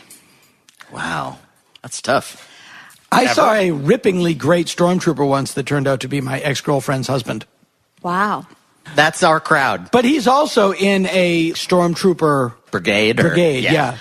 Of course. We'll have to get into that on another podcast. Yeah, that's a whole nother But were you aware of the real-life stormtrooper brigade? No. It's the 91st or something? What? Yeah, there's some people that do stormtrooping. What do you mean? I don't know their designation, but they're out there. What do you mean they do stormtrooping? There's a whole bunch of people that have their own really, really nice stormtrooper costumes, and they walk around various conventions and other places, and they march. And whenever we would see them at Comic-Con, we would go dun dun dun dun dun dun dun dun dun. It all made us very happy. They've created their own actual brigade based on a fake brigade. Okay, question. When you guys were little and you played Star Wars, what character did you play? I was with Chewbacca. My answer could not come fast enough. Which is? Well, I would play it by playing Dungeons and Dragons and called my character Lando Calrissian.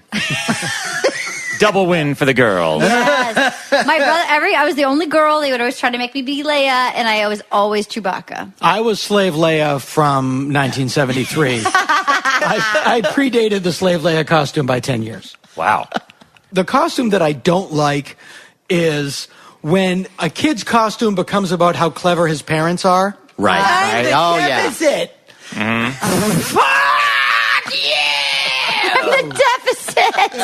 I'm the deficit. Yeah. Why do you look like you're a uneven scale? Because I'm the Supreme Court's view of justice. Fuck yeah! I'm so glad my parents don't read. Yeah, I know. Yeah. All my parents read are Field and Stream, so I'm good. We've been hard to have come up with a mountaintop removal costume. Yeah.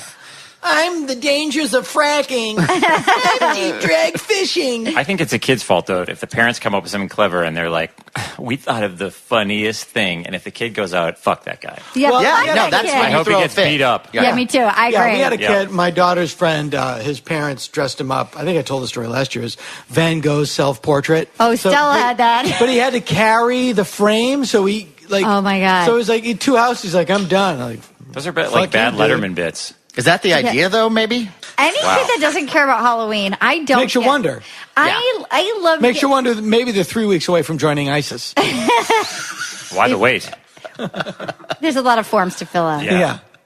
I agree. Halloween is the greatest holiday. I think it's still the greatest holiday. And even in the frozen tundra, I could not wait for Halloween because you're walking around. It's all these weirdos, spooky houses. You're getting candy. It's the one time of year where nobody gives you any bullshit about just being a goof or about pranking. And it is great. I will say, like, not to get like sentimental, but like where we go to trick or treat is so middle America, is so normal. Beverly Hills. To see your own children delight in something that is exactly the same thing that you did. Yeah. It's great. And there is a very primal thing about it's night, you're in costume. It's like you're in a mask. There's a very primal sort of thing about it. It's really, really fun. And the thing that always annoys me is when people when religious groups try to take it back to, well, you know what it was really about? Sam Hain and pagan holidays. And okay. I like great. You know, that's what it was then. Right. Now it's different. We fixed it, okay? It's about costumes and candy.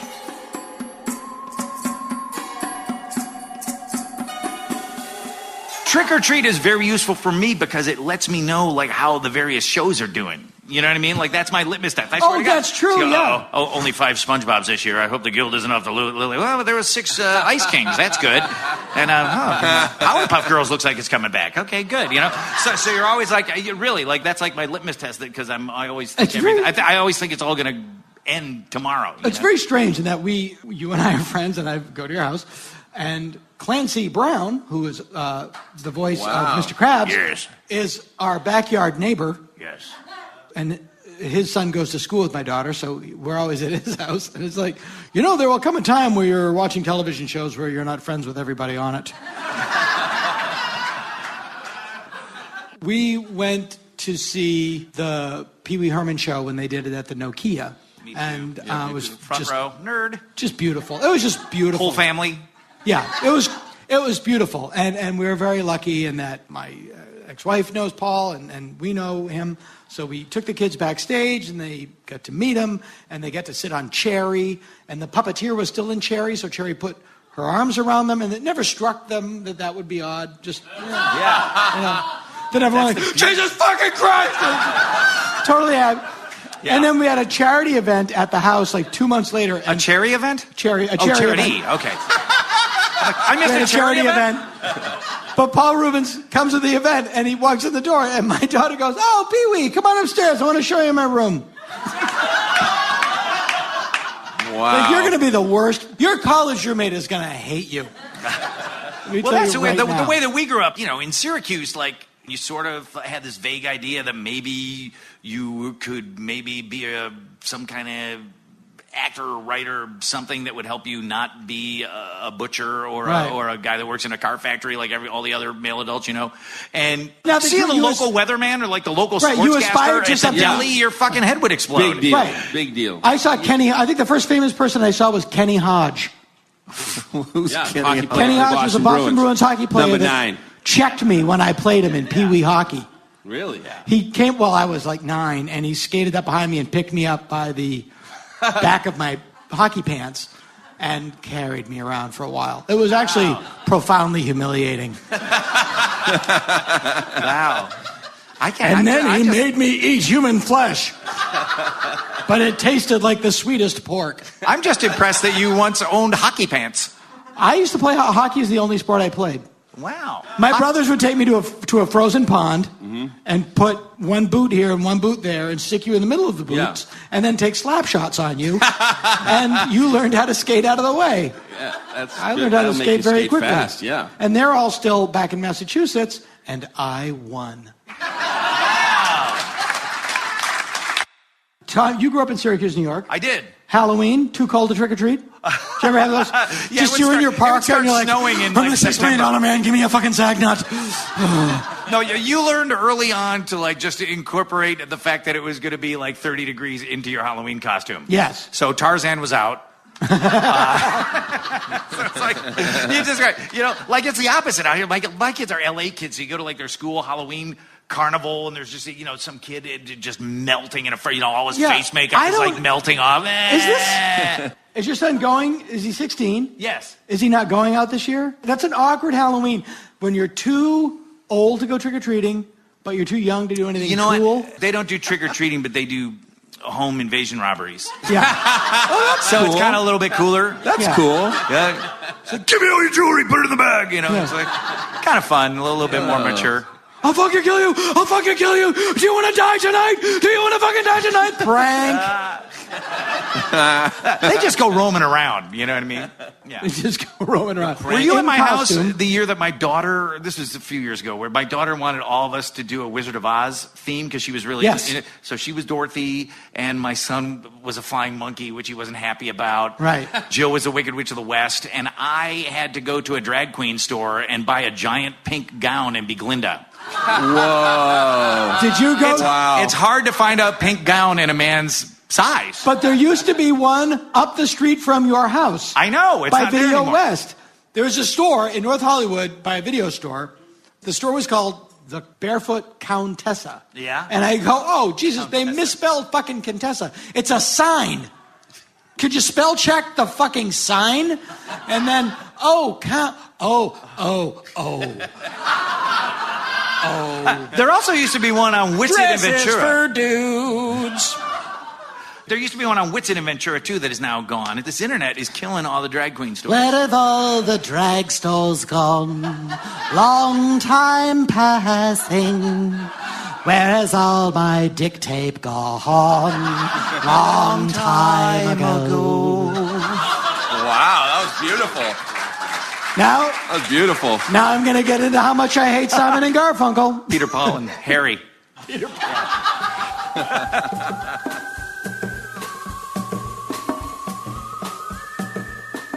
I would go trick-or-treating sometimes in Massachusetts. When I was like 12, there were all these rumors that there was going to be a cult trying to sacrifice a virgin. And we were all worried because we were virgins that we were going to get like snatched. Wow. Interesting choice of words. Well, there's always that, or like if you have a black cat, don't leave it out around Halloween because somebody will kill it. Aw. Has that ever happened? Yeah. Really? In San Francisco, yeah. We had a rash of them when I was growing up. I remember there was behind the Muni station, there was a bunch of cats that were hung. And, yeah, it terrified me. I was like, are they going to come after mine and when? And I was in San Francisco last weekend, and it is so funny how, like, there was still, like, you know, the guy was probably 72 years old, long hair, round, sunglasses, tripping out of his fucking skull. It's like, I was like, keep it alive. I have a feeling that if it was 1969, I might not have been hip. Last year, Dana took me on the full Halloween haunted house theme in Rhode Island, which was just putting your hand in a spaghetti, you know, the cold noodles of the spaghetti or the peeled grapes for the eyeballs. The level of how exciting Los Angeles, the amount of terror. Los Angeles really does terror well. LA is big on Halloween. I think it's big on money. Griffith Park wowed me. The LA Griffith Park haunted hayride is great. Universal Studios It's scary. is Always great. I like the Pierce College haunted corn maze. I went Haunted with you corn in maze. that. I hid behind Ken Daly. I think LA doesn't do many things well, but I think Halloween, they really bring out the guns because they've got Hollywood and a lot of weird dry areas like Pierce College, the corn maze. And I think it's just a great excuse for people to go nuts. Yeah. Yeah. People yeah. This was the first place that I ever had heard of that. The idea of having a maze through corn and then people jump out. I mean, that's such a great idea. It's so Whoever scary. invented that. Genius. I'm sure they're huge in the Midwest. You would think, yeah. Yeah. But I don't know love about that. people jumping out at you. That goddamn animatronic monster over the corn maze is getting a little sad. It's a little ratty. I almost want to do like an intervention and like, Exactly. you know, can we give you some money? Yeah. And the other thing that is great about LA and Halloween is you go to like a corn maze or a pumpkin patch and it's October and it's only like 104 degrees and it's just like so Halloween. It's just like fall. You've got your mug of cider. But I've got I have a weird thing like after Labor Day I can't wear shorts. Yeah. Like because it's after Labor Day. I did this weird New England thing and I'm just Oh my God, it's been having heat stroke. I remember going with you last year to Griffith Park. That was great. I'd never been. I was screaming at some. You were screaming, "I hate my body." I hate my body. The zombie was like, "You've got such a good body. You're so hot. I hate my body. God, I hate my body. I hate my body. And you look so good. How do you look so good? Undead. I hate myself." A truly LA Halloween. The thing that I think is hilarious about LA with Halloween is It's a great opportunity for celebrities to accidentally be photographed at a pumpkin patch in full makeup. Oh, my God. Yes. I love that. Marsha Cross. Oops. Yes. You caught me. The people from the hills. Yep. Spidey. Yep. Here we are in a pumpkin patch. Yep. In fall sweaters buying pumpkins laughing while somebody got a great angle of us. Full makeup. How'd that happen? You always go in full pancake makeup. I'm in it now. It's an inch deep.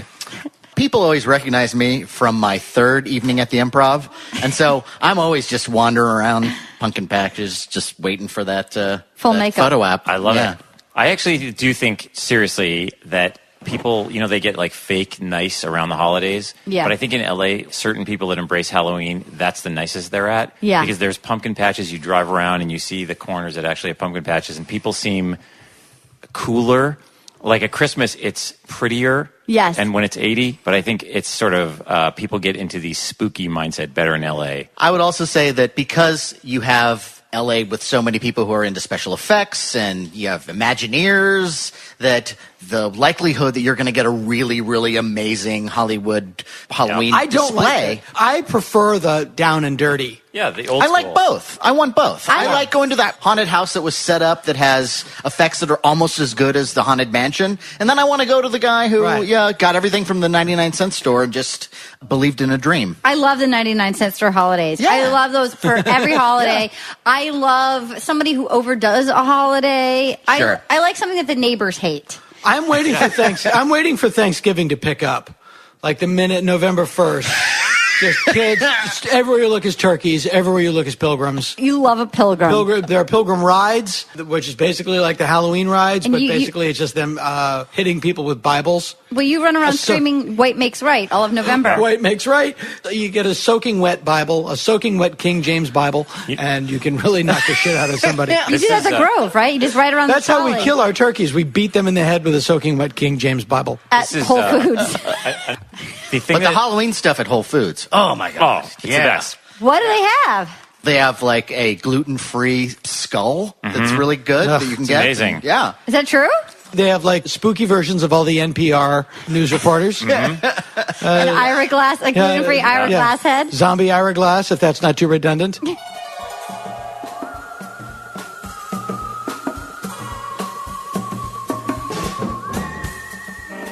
It was the greatest Halloween prank of all time. On October 30th, 1938, with the help of the broadcast schedule of the Edgar Bergen and Charlie McCarthy Show, and an unintended assist from the wall-to-wall news coverage of Adolf Hitler's recent annexation of the Sudetenland, a 23-year-old kid set off a national panic. Columbia Broadcasting System and its affiliated stations present Orson Welles and the Mercury Theater on the Air in The War of the Worlds by H.G. Wells.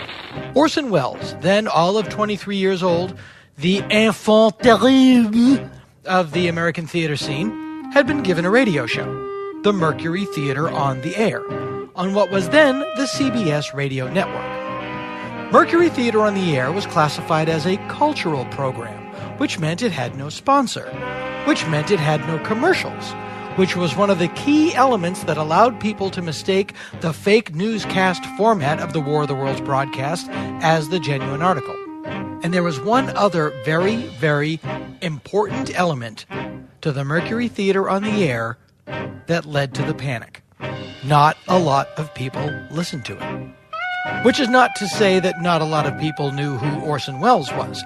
If you had a radio in the 1930s, you knew who Orson Welles was. In fact, his voice on radio was so ubiquitous that he hired an ambulance to shuttle him around New York with its sirens going, as that was the only way he could get from show to show on time. Most famously, he was the voice of The Shadow. Captain McTeague. What was that? I am here, Captain McTeague. Behind you. Say, who are you? They call me the Shadow, Captain. In any event, on October 30th, 1938, the Mercury Theater on the Air broadcast their version of the H.G. Wells Martian invasion classic, War of the Worlds. The book takes place in Victorian England, so Wells and his scriptwriter Howard Koch updated the story to modern day and set ground zero of the Martian invasion in the quiet, unassuming township of Grover's Mill, New Jersey. The first half of the show was presented as a series of fake news bulletins interrupting another fictional radio show.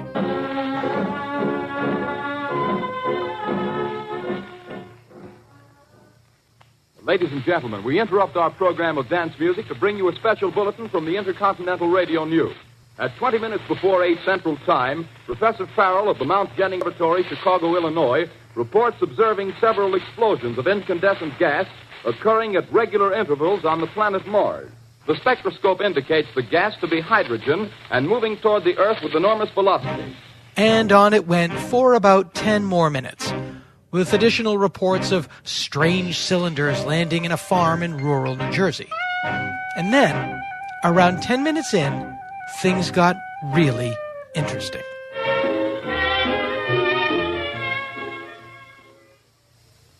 We take you now to Grover's Mill, New Jersey. Ladies and gentlemen, this is Carl Phillips again, out at the Wilmot Farm, Grover's Mill, New Jersey. Now, ladies and gentlemen, there's something I haven't mentioned in all this excitement, but it's becoming more distinct. Perhaps you've caught it already on your radio. Listen, please. Do you hear it? It's a curious humming sound that seems to come from inside the object. Now, we're not more than 25 feet away. Can you hear it now? All this action was timed very specifically, and here is where popular radio ventriloquist Edgar Bergen came in, putting aside for a moment the ridiculous concept of a radio ventriloquist. I mean, the whole concept of being a ventriloquist is to not see the guy's lips move, and on radio, well, you get it. But Orson Welles knew that while his fake Martian invasion played out on CBS, over at NBC, the vast majority of the country's radio listeners were tuned into the Chase and Sanborn Show, starring Edgar Bergen and his little wooden pal Charlie McCarthy. Welles also knew that right at about the 15-minute mark, the first big comedy sketch of the Chase and Sanborn Show would finish, and a musical number would start, and a lot of Chase and Sanborn listeners would then start flipping around the radio dial to listen to what else was on until the comedy resumed a few minutes later. Knowing this, Welles timed his broadcast so that listeners who stumbled across the Mercury Theater on the air would find something quite interesting indeed. Wait a minute, something's happening. Humped shape is rising out of the pit. I can make out a small beam of light against a mirror. What's that? There's a jet of flame springing from the mirror, and it leaps right at the advancing men. It strikes them head on. Oh, Lord, they're turning into flames. Now the whole field's caught up by the woods, the barns. There's gas spreading everywhere. It's coming this way now, about 20 yards to my right. And a lot of the people who just tuned in justifiably went, as they say in medical circles, cuckoo bananas. To put the story into a little historical context, it's actually somewhat understandable. In the months up to October 1938, news reports were filling America's living rooms with the rise of Nazi Germany. The annexation of a nice chunk of Czechoslovakia was agreed to in Munich, and a move history would prove historic folly, punctuated by British Prime Minister Neville Chamberlain's claim that the Munich Pact would ensure peace in our time. It was wishful thinking, as people all over the world were brimming with anxiety, knowing they were being dragged down the road of yet another seemingly inevitable global military conflict. Orson Welles' invasion from Mars proved just the thing to tip over a string of psychological dominoes all across the United States. Radio stations, police departments, fire departments were all flooded with calls. CBS ordered the broadcast to interrupt with an announcement that the invasion was indeed fake. You are listening to a CBS presentation of Orson Welles and the Mercury Theater on the Air in an original dramatization of The War of the Worlds by H.G. Wells. Of course, by that time, it was too late. The people who didn't think the invasion was fake were no longer hanging around their radios. They were out in the streets looking for the Martians. My dad, 8 years old at the time, among them. It's also interesting to note that about halfway through the broadcast, Orson Welles and company knew what was going on. The show went on, of course, with a slightly different sign-off than originally intended. This is Orson Welles, ladies and gentlemen. Out of character, to assure you that the War of the Worlds has no further significance than as the holiday offering it was intended to be. The Mercury Theater's own radio version of dressing up in a sheet and jumping out of a bush and saying boo. Starting now, we couldn't soap all your windows and steal all your garden gates by tomorrow night, so we did the best next thing. we annihilated the world before your very ears and utterly destroyed the CBS. You will be relieved, I hope, to learn that we didn't mean it, and that both institutions are still open for business. So goodbye, everybody, and remember, please, for the next day or so, the terrible lesson you learned tonight.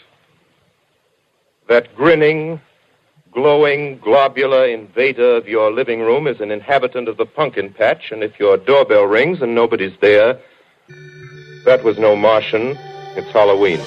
Wells thought at the time that he was finished. CBS was inundated with lawsuits and claims for damages, everything from personal injury claims to mental anguish. They were all dismissed except for one.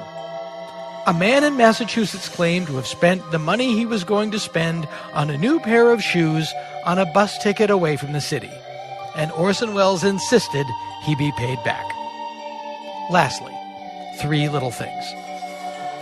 Orson Welles did meet H.G. Wells only a couple of years afterwards, as Wells was leaving New York behind for the bright lights of Hollywood, where bigger, better, and yes, even more controversial projects awaited, as hinted at in this recording of their conversation. H.G. Wells, you will note, had the imagination of a giant, but the voice of a puppet. Tell me about this film of yours that you've been producing.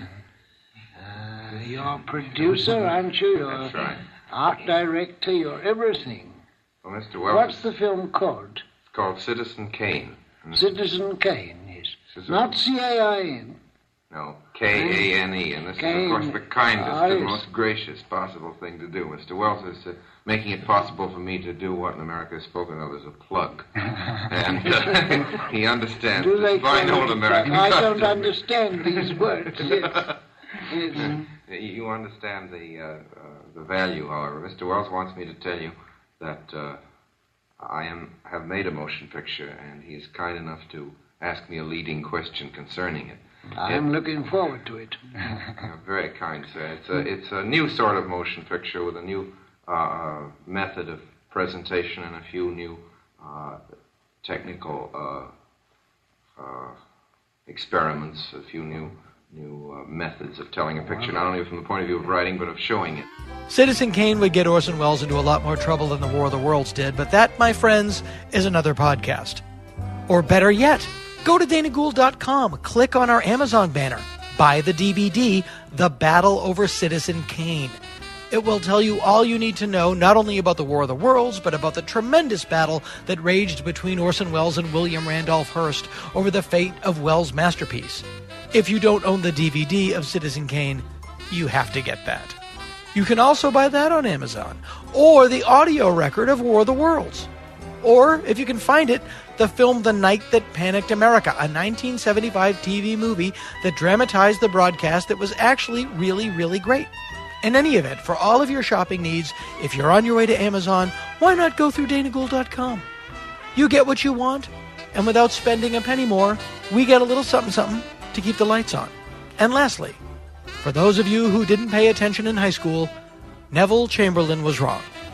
Germany wasn't appeased, and the result was another show called World War II. Thanks for listening. It's the Dana Gould Hour.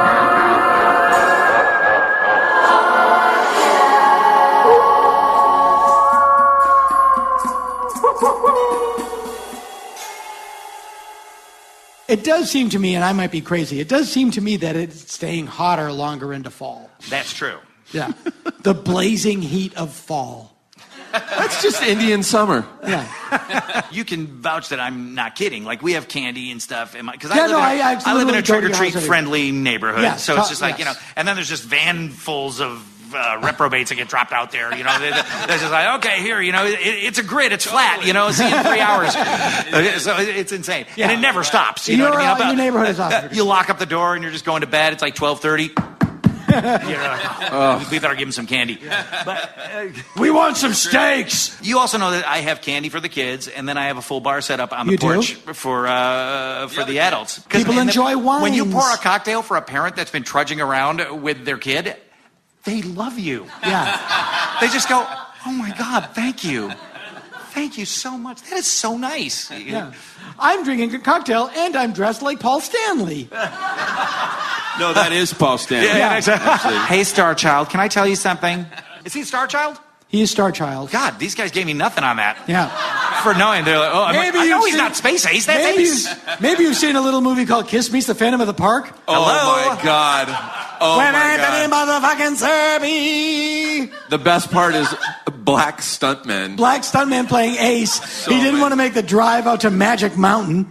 So there's a black guy playing Ace Frehley. Like, oh, that's Ace with giant muscular black arms. And an afro. I love that Kiss went for that, though. They're like, hey, you want to do like a movie of the week where you're solving a mystery like Scooby-Doo at an amusement park? And they go, yeah. And it was made by Hanna-Barbera. I mean, I know. And we've got the Scooby-Doo people. But Scooby-Doo's a cartoon. Yeah, but I think it's cool they said yes to that. Like Rage Against the Machine wouldn't do that because they're no fun. They would have Rage Against Old Man Jenkins in the Haunted Amusement Park.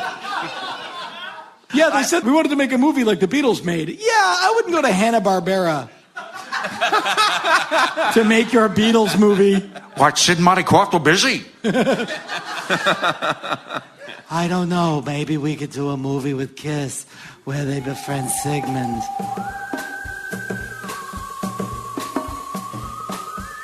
The thing that is shitty about Halloween in LA is like you go by Hollywood Forever or one of those places and it's so ironic. I've never spent Halloween in New York or something, but there's the ironic Halloweeners here that, you see them on Santa Monica Boulevard and they're sort of dressed up but indifferent, just sort of smoking a cigarette and they've got their beats on. And they're going to show Halloween how you do it. And I find that in Los Angeles, there's that section where they view it as an opportunity to show how hip they are as opposed to just chilling out and having a good time. There's no religious requirements. But like where you live out here in the Valley, I think it's genuine. But if you go over to like Hollywood or parts of Beverly Hills or whatever, or even the Palisades, it just feels like they're just sort of doing it because it's either ironic or they think it's hip, or that is something in Los Angeles that I hate. Those kind of hipsters ruin everything. It's Yeah, not they just ruin Halloween. everything. Yeah. Oh, they're the worst. But I love Halloween so much. All human experience. Oh my God, I did a stand-up show in front of them last week, and it was like, you will not acknowledge that you've ever watched any television show, that you've ever shopped in any store that anyone's ever heard of. I've never liked anybody who's drank Pabst Blue Ribbon. It was my dad and his friends when I was a kid. Yeah. And they would get drunk and yell, so I didn't like it. Yeah. Then it was Dennis Hopper in Blue Velvet. He was the villain in that movie. I didn't like it. And now it's everybody who looks like they're in Mumford and Sons. And I'm like, no, this stuff tastes like donkey piss. It's why we stopped drinking it. Did you guys growing up, because we used pillowcases, were you guys pillowcase or plastic pumpkin or something else? We were a pillowcase. And then Do people still pillowcase paper it? bag. Oh. Really? Oh, yeah. A paper bag. You can't rip a pillowcase.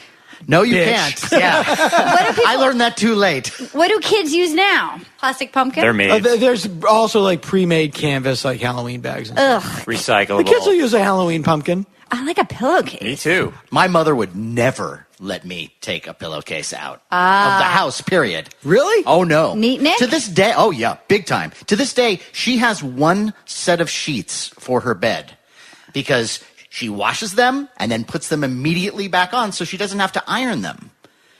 Who irons the bed sheets? That's insane. Wow. That's awful. It is a little insane.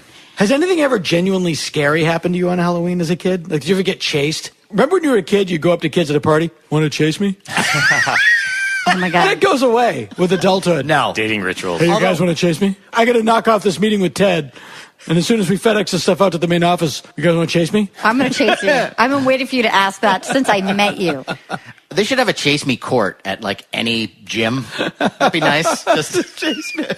I remember growing up. I would do that. We grew up like at sort of a dead end. It ended at like a cliff, and people would drag race up and down our street. One night, an off-duty police officer drove drunk. We were at the bend in a road, and he missed the bend, and he drove through our field and like almost ran into the house. And then he had to come apologize. It was a cop, and he had to come apologize to my mom the next day, like when he sobered up, to get his bumper back from our field. Oh my God. But I remember like just the terror of being a kid. I remember like I would ride my little bike down to my friend's house, and I had a dress in the basket, and it fell out, and I found it like shredded in the bushes. Somebody like I just found like childhood to be terrifying. See, that's the kind of stuff that I'd like to do. Slice up kids' dresses and leave them in the bushes. Real scares. Well, we on a Halloween we meted out some terror to. There was a Boy Scout master guy who was a creep. And we were pretty sure he was a pedophile. And he was also kind of occasionally violent to the kids. And so one Halloween, we went to his house and threw rocks at his house for a good hour. Yeah. Jesus. And he would come out of his house and go, cut it out, cut it out. And then we would stop, and then he'd go back inside his house, and then we'd continue. One of the most satisfying. I had the weirdest memory, and I must have told this story. We had a guy in the neighborhood named Mr. Martin, and Mr. Martin would sit on his glassed-in front porch and read the newspaper, and we would mess around, and he would ignore us, like studiously ignore us. And then we would just go bananas trying to get his attention, and he wouldn't look up. And I just remember, you know, I had to have been 8 or 9 years old, like 5 of us in his yard, 25 feet from him, singing in unison, "Hey, Mr. Martin, quit your smelly farting, yeah." And I remember it like it was yesterday, just to see if he would look up. It just like shot into my head one day, like driving down the street, like, oh my God, that Mr. Martin farting song was unbelievable. What a horrible person.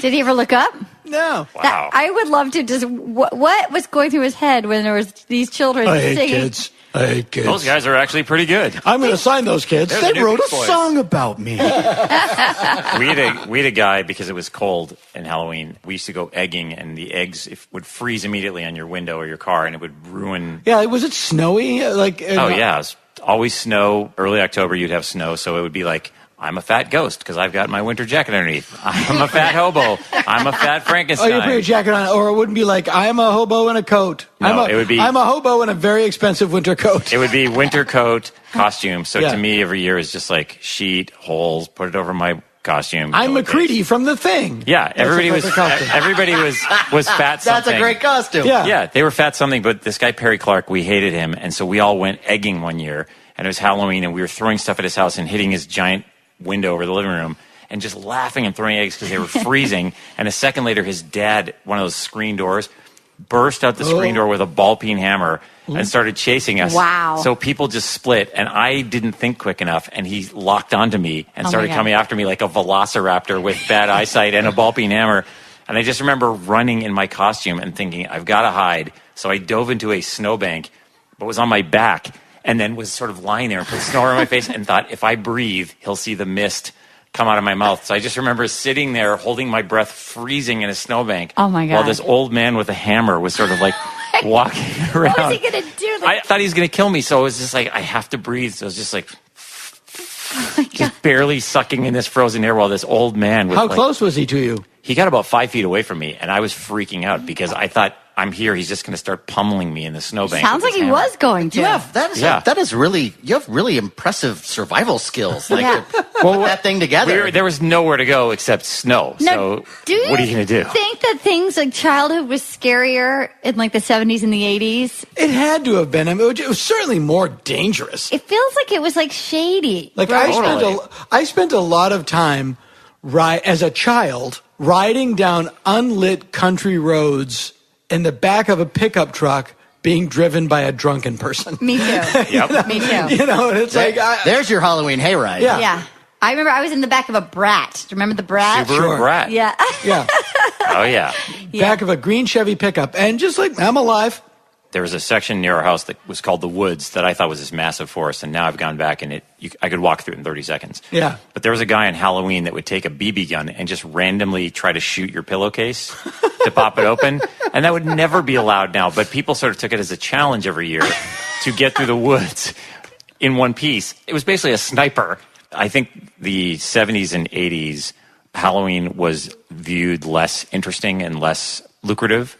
Yeah. So you would literally have to go to the drugstore to get one of those crappy plastic pumpkins to put your crappy candy in. But now there's like Halloween Town, and there's places that are 24/7 Halloween. Yeah, the greatest thing about LA is there's a year-round Halloween store. In the valley, right? Yeah. A pricey one. There's 2 of them. There's 2 of them, yes. Halloween Town and the Halloween Town Costume Annex. And right across the street from Halloween Town is Creature Features. And right up the street is Dark Delicacies, the mystery horror bookstore. All on Magnolia, All right? on Magnolia. And there's another Halloween store on Woodman near Riverside. When I die, I want my remains scattered along Magnolia Boulevard.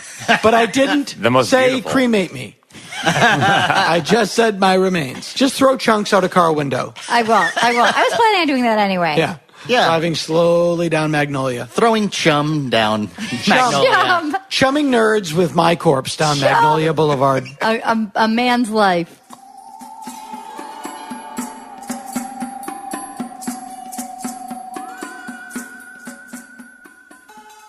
I've worked with Sid Marty Krofft. I wrote the movie for Sigmund the Sea Monster that did not get made. What? But, yeah, I did. And I get They're doing it on Amazon. Did you hear that? That's what Marty Krofft told me. Was this recently that we you got wrote everything? that? Yes, I met with him recently. He asked to meet with me. He cold called my agent, Marty Krofft. And I went to his office. And Marty. And we sat You be down. Marty and Have I'll you be met Sid. him? I've worked with him for like 2 years. Wow. He sat across this table and said, so. You know that? Why haven't we met? I know. Marty's one of those guys that when he's being nice to you, you think you're getting yelled at.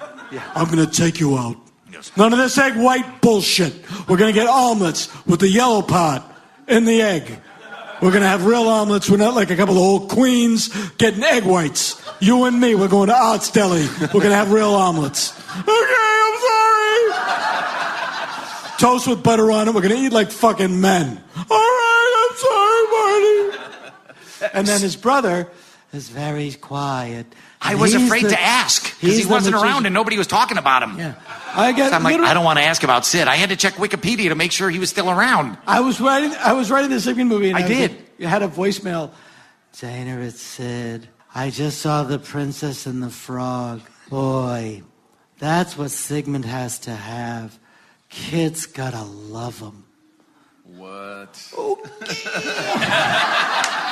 Really? I was just writing this scene where he kills all those animals. He rapes 8 children in the cold open. Said, we're doing a Puffin Stuff picture. Sigmund is at Amazon. Did you see the Land of the Lost picture? I said, yeah, I think I saw it on an airplane or something. Will Ferrell fucked it up. Yeah. Will Ferrell totally fucked it up. Yeah. That could have been great. Could have been great. I sound like Marky Ramone now. Yeah. Could have been great. But having been working with Joey, Johnny, it was great. Did you see Casablanca? Humphrey Bogart fucked it up. Yeah. You see it? Gone with the Wind, Clark Gable fucked it up. Dr. No, Sean Connery fucked it up. Did they see the Mr. Show Drugachusetts sketch that you guys did? Yes, the Altered States of Drugachusetts, right? Who were you in that? You were... I played a guy that tells you if you've had acid, you should get some vitamin That's B12 right. and some oranges, and I'm still playing that guy.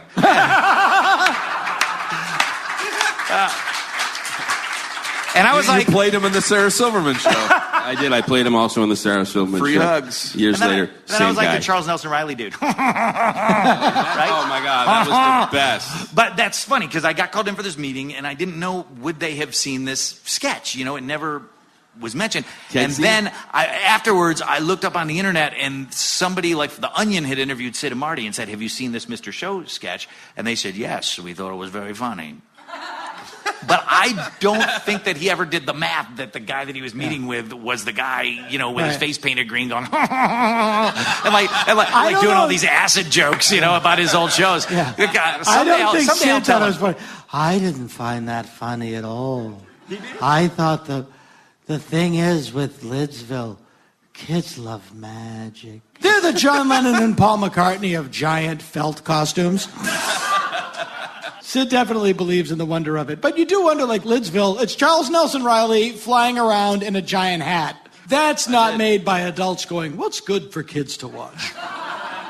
Children love flamboyant haberdashers. The research bears it out.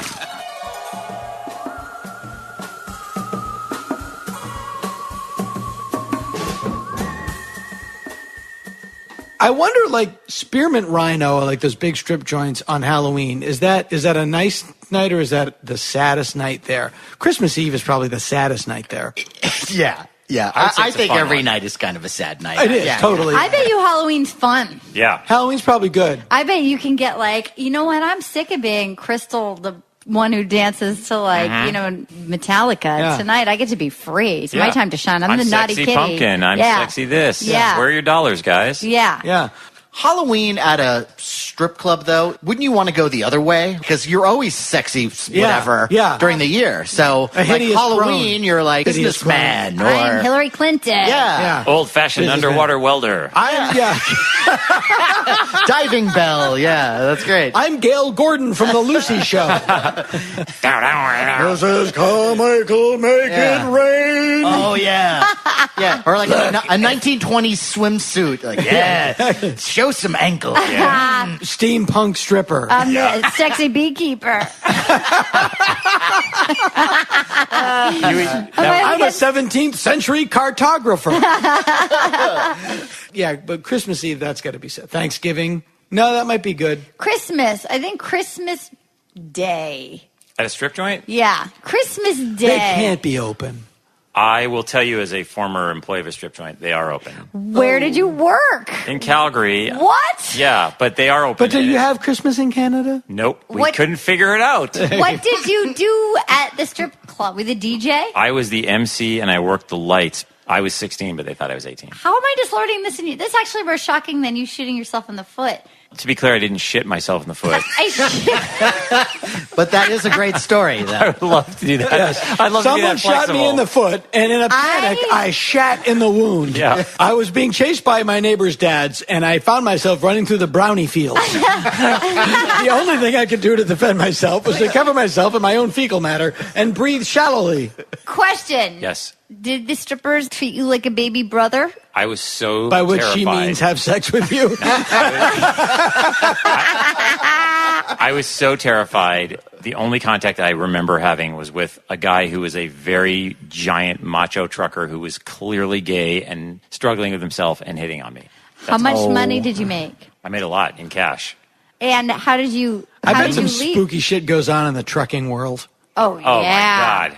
That's the one job out of every job that my dad said he would never allow me to be is a trucker because of exactly that. Yeah. It's like speed and weirdos and I'm sure there's like that crazy. truck stop is where you go if you're really into Star Trek cosplay. Marilyn Manson, who is Rob and I, it's our friend. Why isn't he on this episode? He's our dinner buddy. Yeah. We should have him come do it. His grandfather was a trucker, and they found out Hang on after a minute. the fact, they found out that he was a cross-dresser. He was a cross-dressing trucker, and he would go like... There's your song. Yeah. 20 hours alone in a truck cab, just Yeah. with some speed and beer, Wow. seeing the country in a dress. But was it like 3 days on the road and I'm gonna wear a teddy tonight.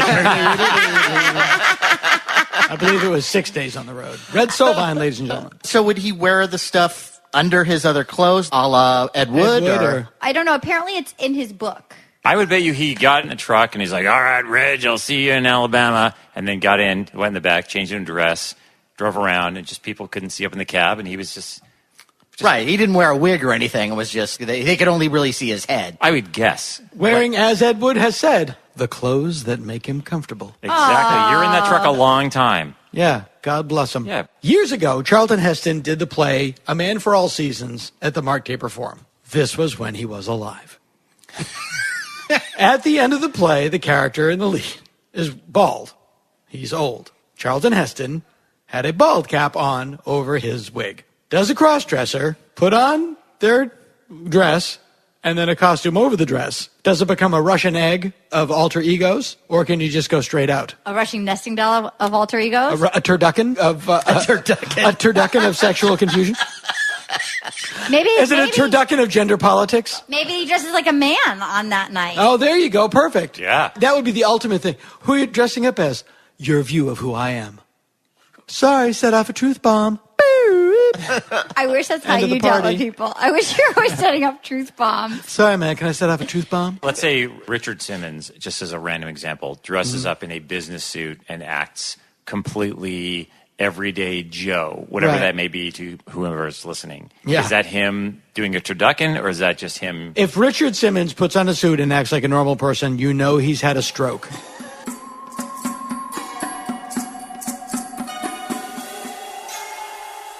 Remember when you were a kid and you didn't realize Charles Nelson Riley and Paul Lynde were gay? You just thought they were funny. Well, I was just thinking the They woman were who ascot played people. Witchy Poo was on Paul Lynn's special with Kiss. Yeah. And it has the greatest line. It's all coming together, everyone. Paul Lynde Halloween special from 1976. Yeah. And who did it have on it? All I know is there's one joke in it, and it's like Paul Lynde turns to them and goes, "Here's how your band came about. You were having an argument, and someone told you to kiss and make up." I'm like, at the time I saw that, I was spending like 15 hours a day in The Simpsons writing 3 lines, going, "Fuck you!" Give that joke another minute. Maybe you can come up with something. Just give it a little bit of a try. There was the last Pierce Brosnan James Bond movie.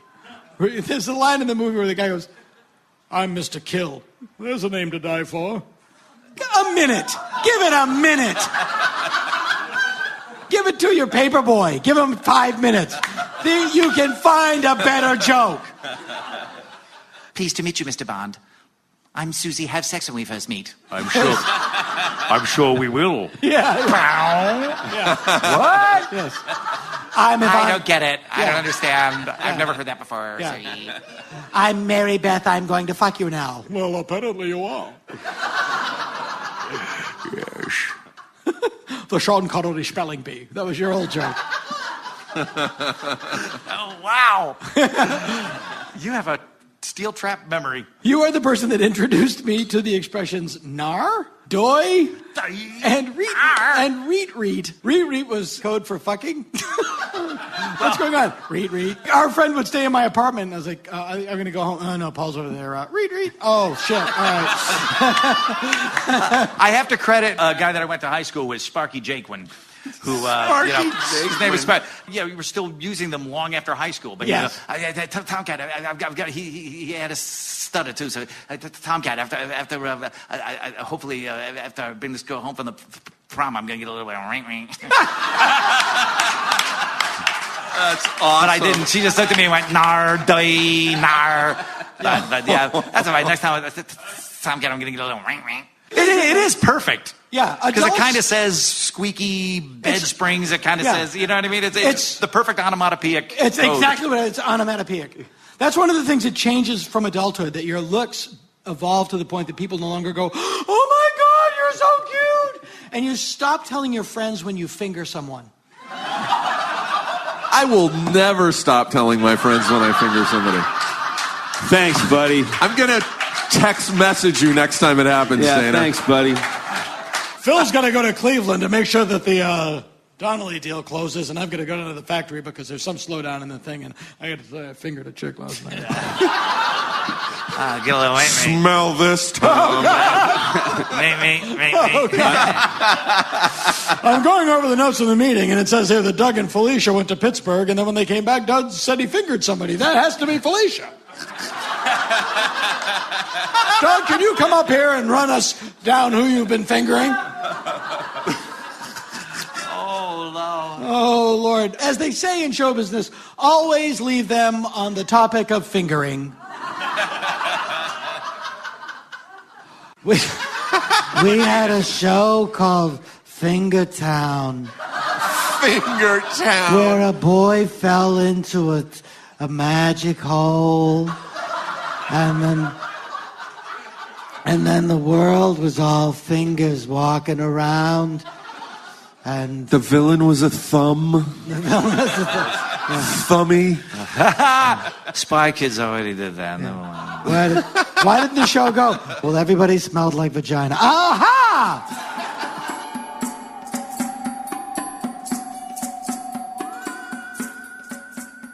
What is the scariest movie you've ever seen that other people might not know about? It was The Stepfather.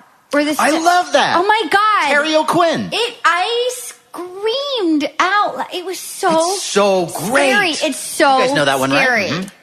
The Stepfather. Yes. Was so scary. And it wasn't that popular. And it was good. It's good and terrifying. They did make a sequel, but you don't need to see it. No. See that was Stepfather. good. It's so great. It's such a great slow build. What year was this? This is 80s. The sequel is The Step Grandfather, and it's just he gives her candy and chew my food or else.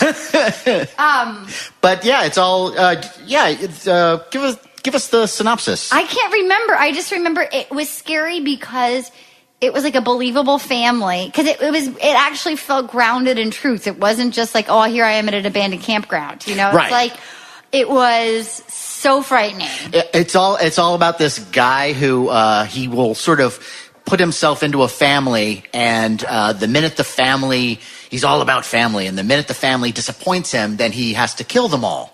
And then once he does that, then he sets up shop with a new family. And so the movie starts with him doing it to his previous family, cut to new family, and you're just waiting for that bomb to go off. Oh, cool. And he succeeds, I think. I think he succeeds. Yes. Didn't they do one in the 90s? Yes, Yes, they did. yes. Not quite so good. No, you want the 80s one. Yeah.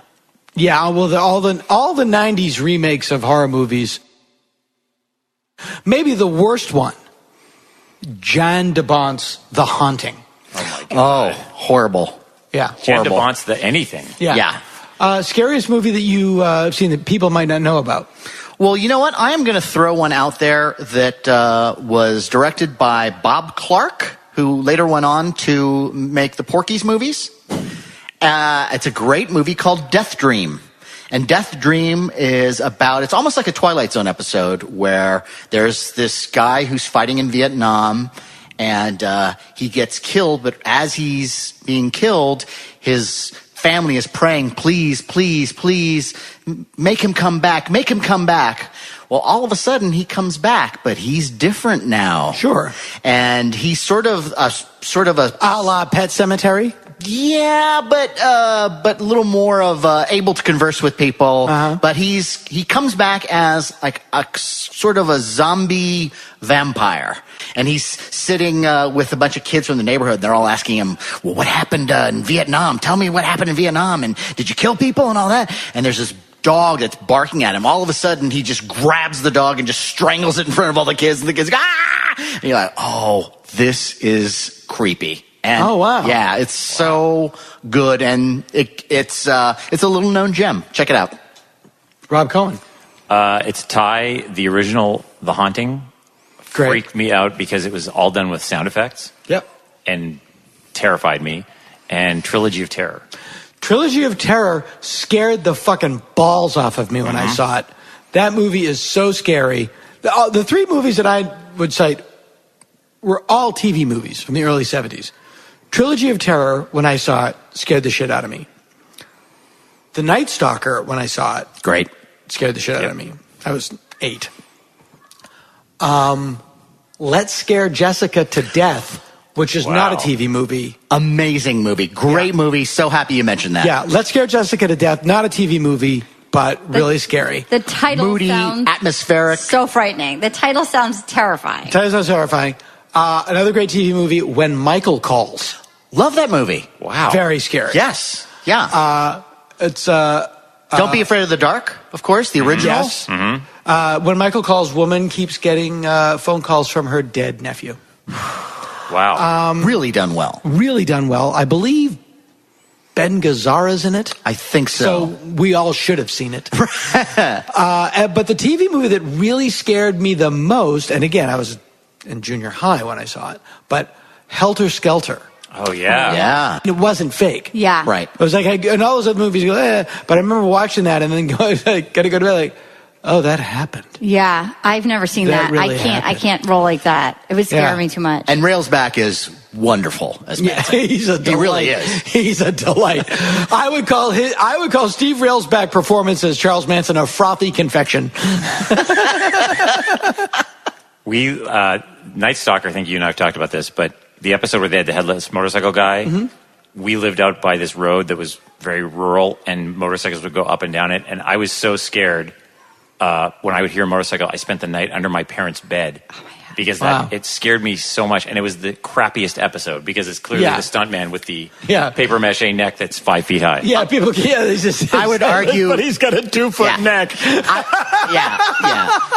I would also. His neck is wearing a helmet, but he's headless. I would also argue the dragon in the office building. Yeah, that was probably. But I'm talking about the TV movie from 1972. Amazing. Yeah, Richard Matheson. Yeah, based on a book by Jeff Rice. That's right.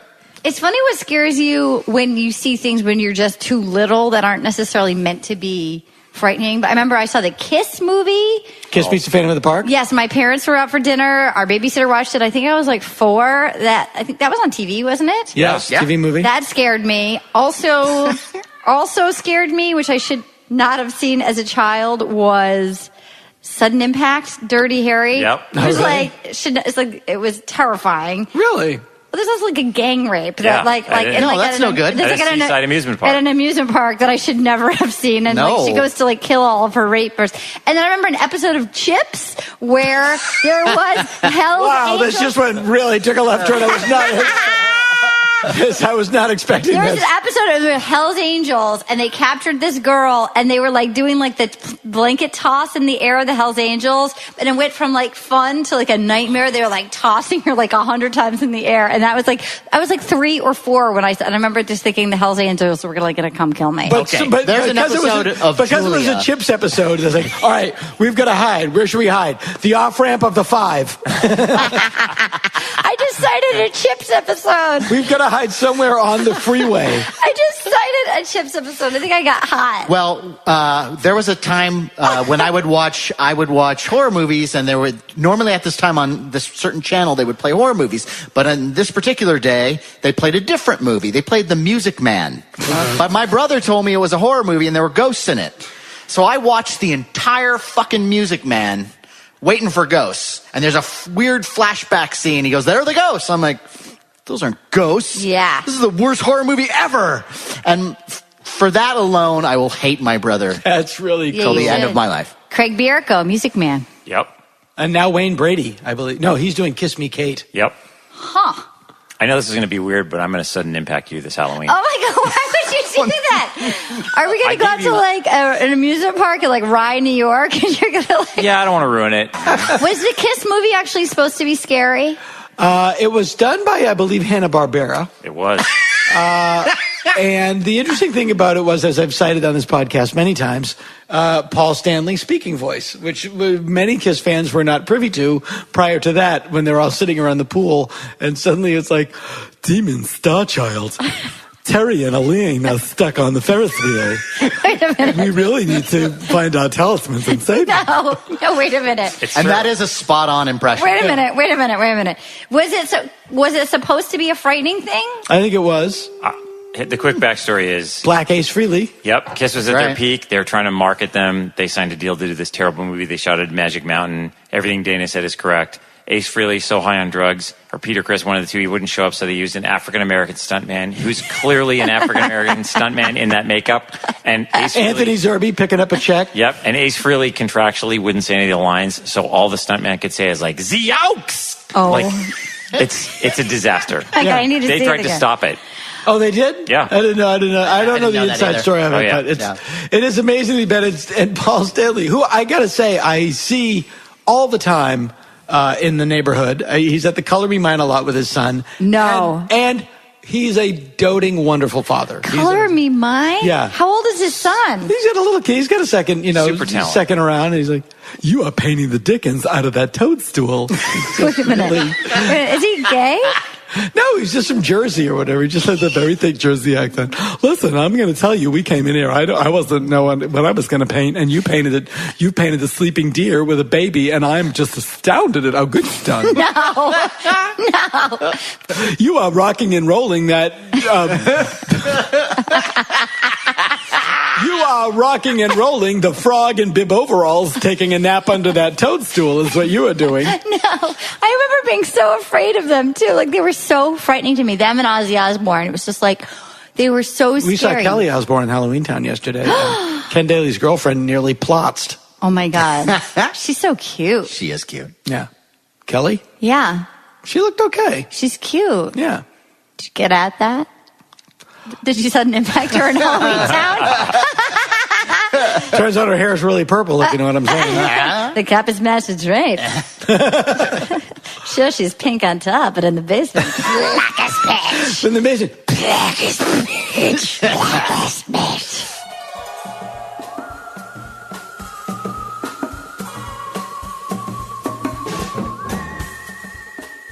Have you ever asked a homeless person how they became homeless? Have you ever talked to somebody how'd you end up in this position? I don't think I've ever asked a homeless person. I did. that. And it's always there's always the tell, like, well, I used to live in Irvine. I was a teacher. I got divorced. My wife got the house. I was living here, and I moved up here. My brother lived here. I moved into an apartment. I couldn't get a job, but I was doing okay. Started doing heroin. it's usually the next thing you know, you're selling wind chimes made of cat skeletons out of the back of the CVS. I just had that cab driver. Then I started doing meth. Well, I worked on the stock market. I know, but now you have no teeth and you're wearing a bag. What happened there? Let's do this. For people, when they're homeless, they have to wear barrels. Just to motivate them. They're too comfortable. That would be great to just walk through a Vegas casino with a barrel on. Yeah. Well, once homeless. Once homeless. Tough night for me. Boy, Lady Luck was not smiling on my ass tonight. Wearing a barrel. Because the money is going to be... You know how hard it is to find a good Cooper in this town? Yeah. They don't even make Coopers anymore. Well, that'll be the money. They don't even have drag queen shops anymore, let alone a guy that makes barrels. Riveting suspenders to the top of a barrel. That's the big money. And suspender riveting. You heard it here first. You just solved my Halloween problem.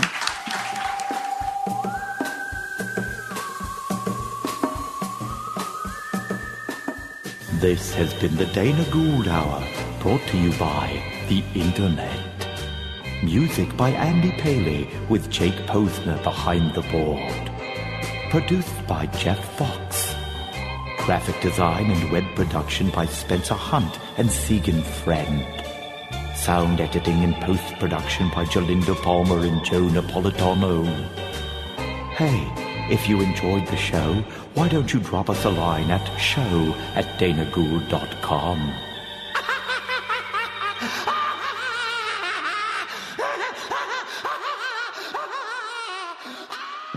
Trick-or-treating is always fun, but there are some things you should remember to help keep it fun. One thing is to always go out with friends, and have an adult come along too. Don't ever trick-or-treat alone.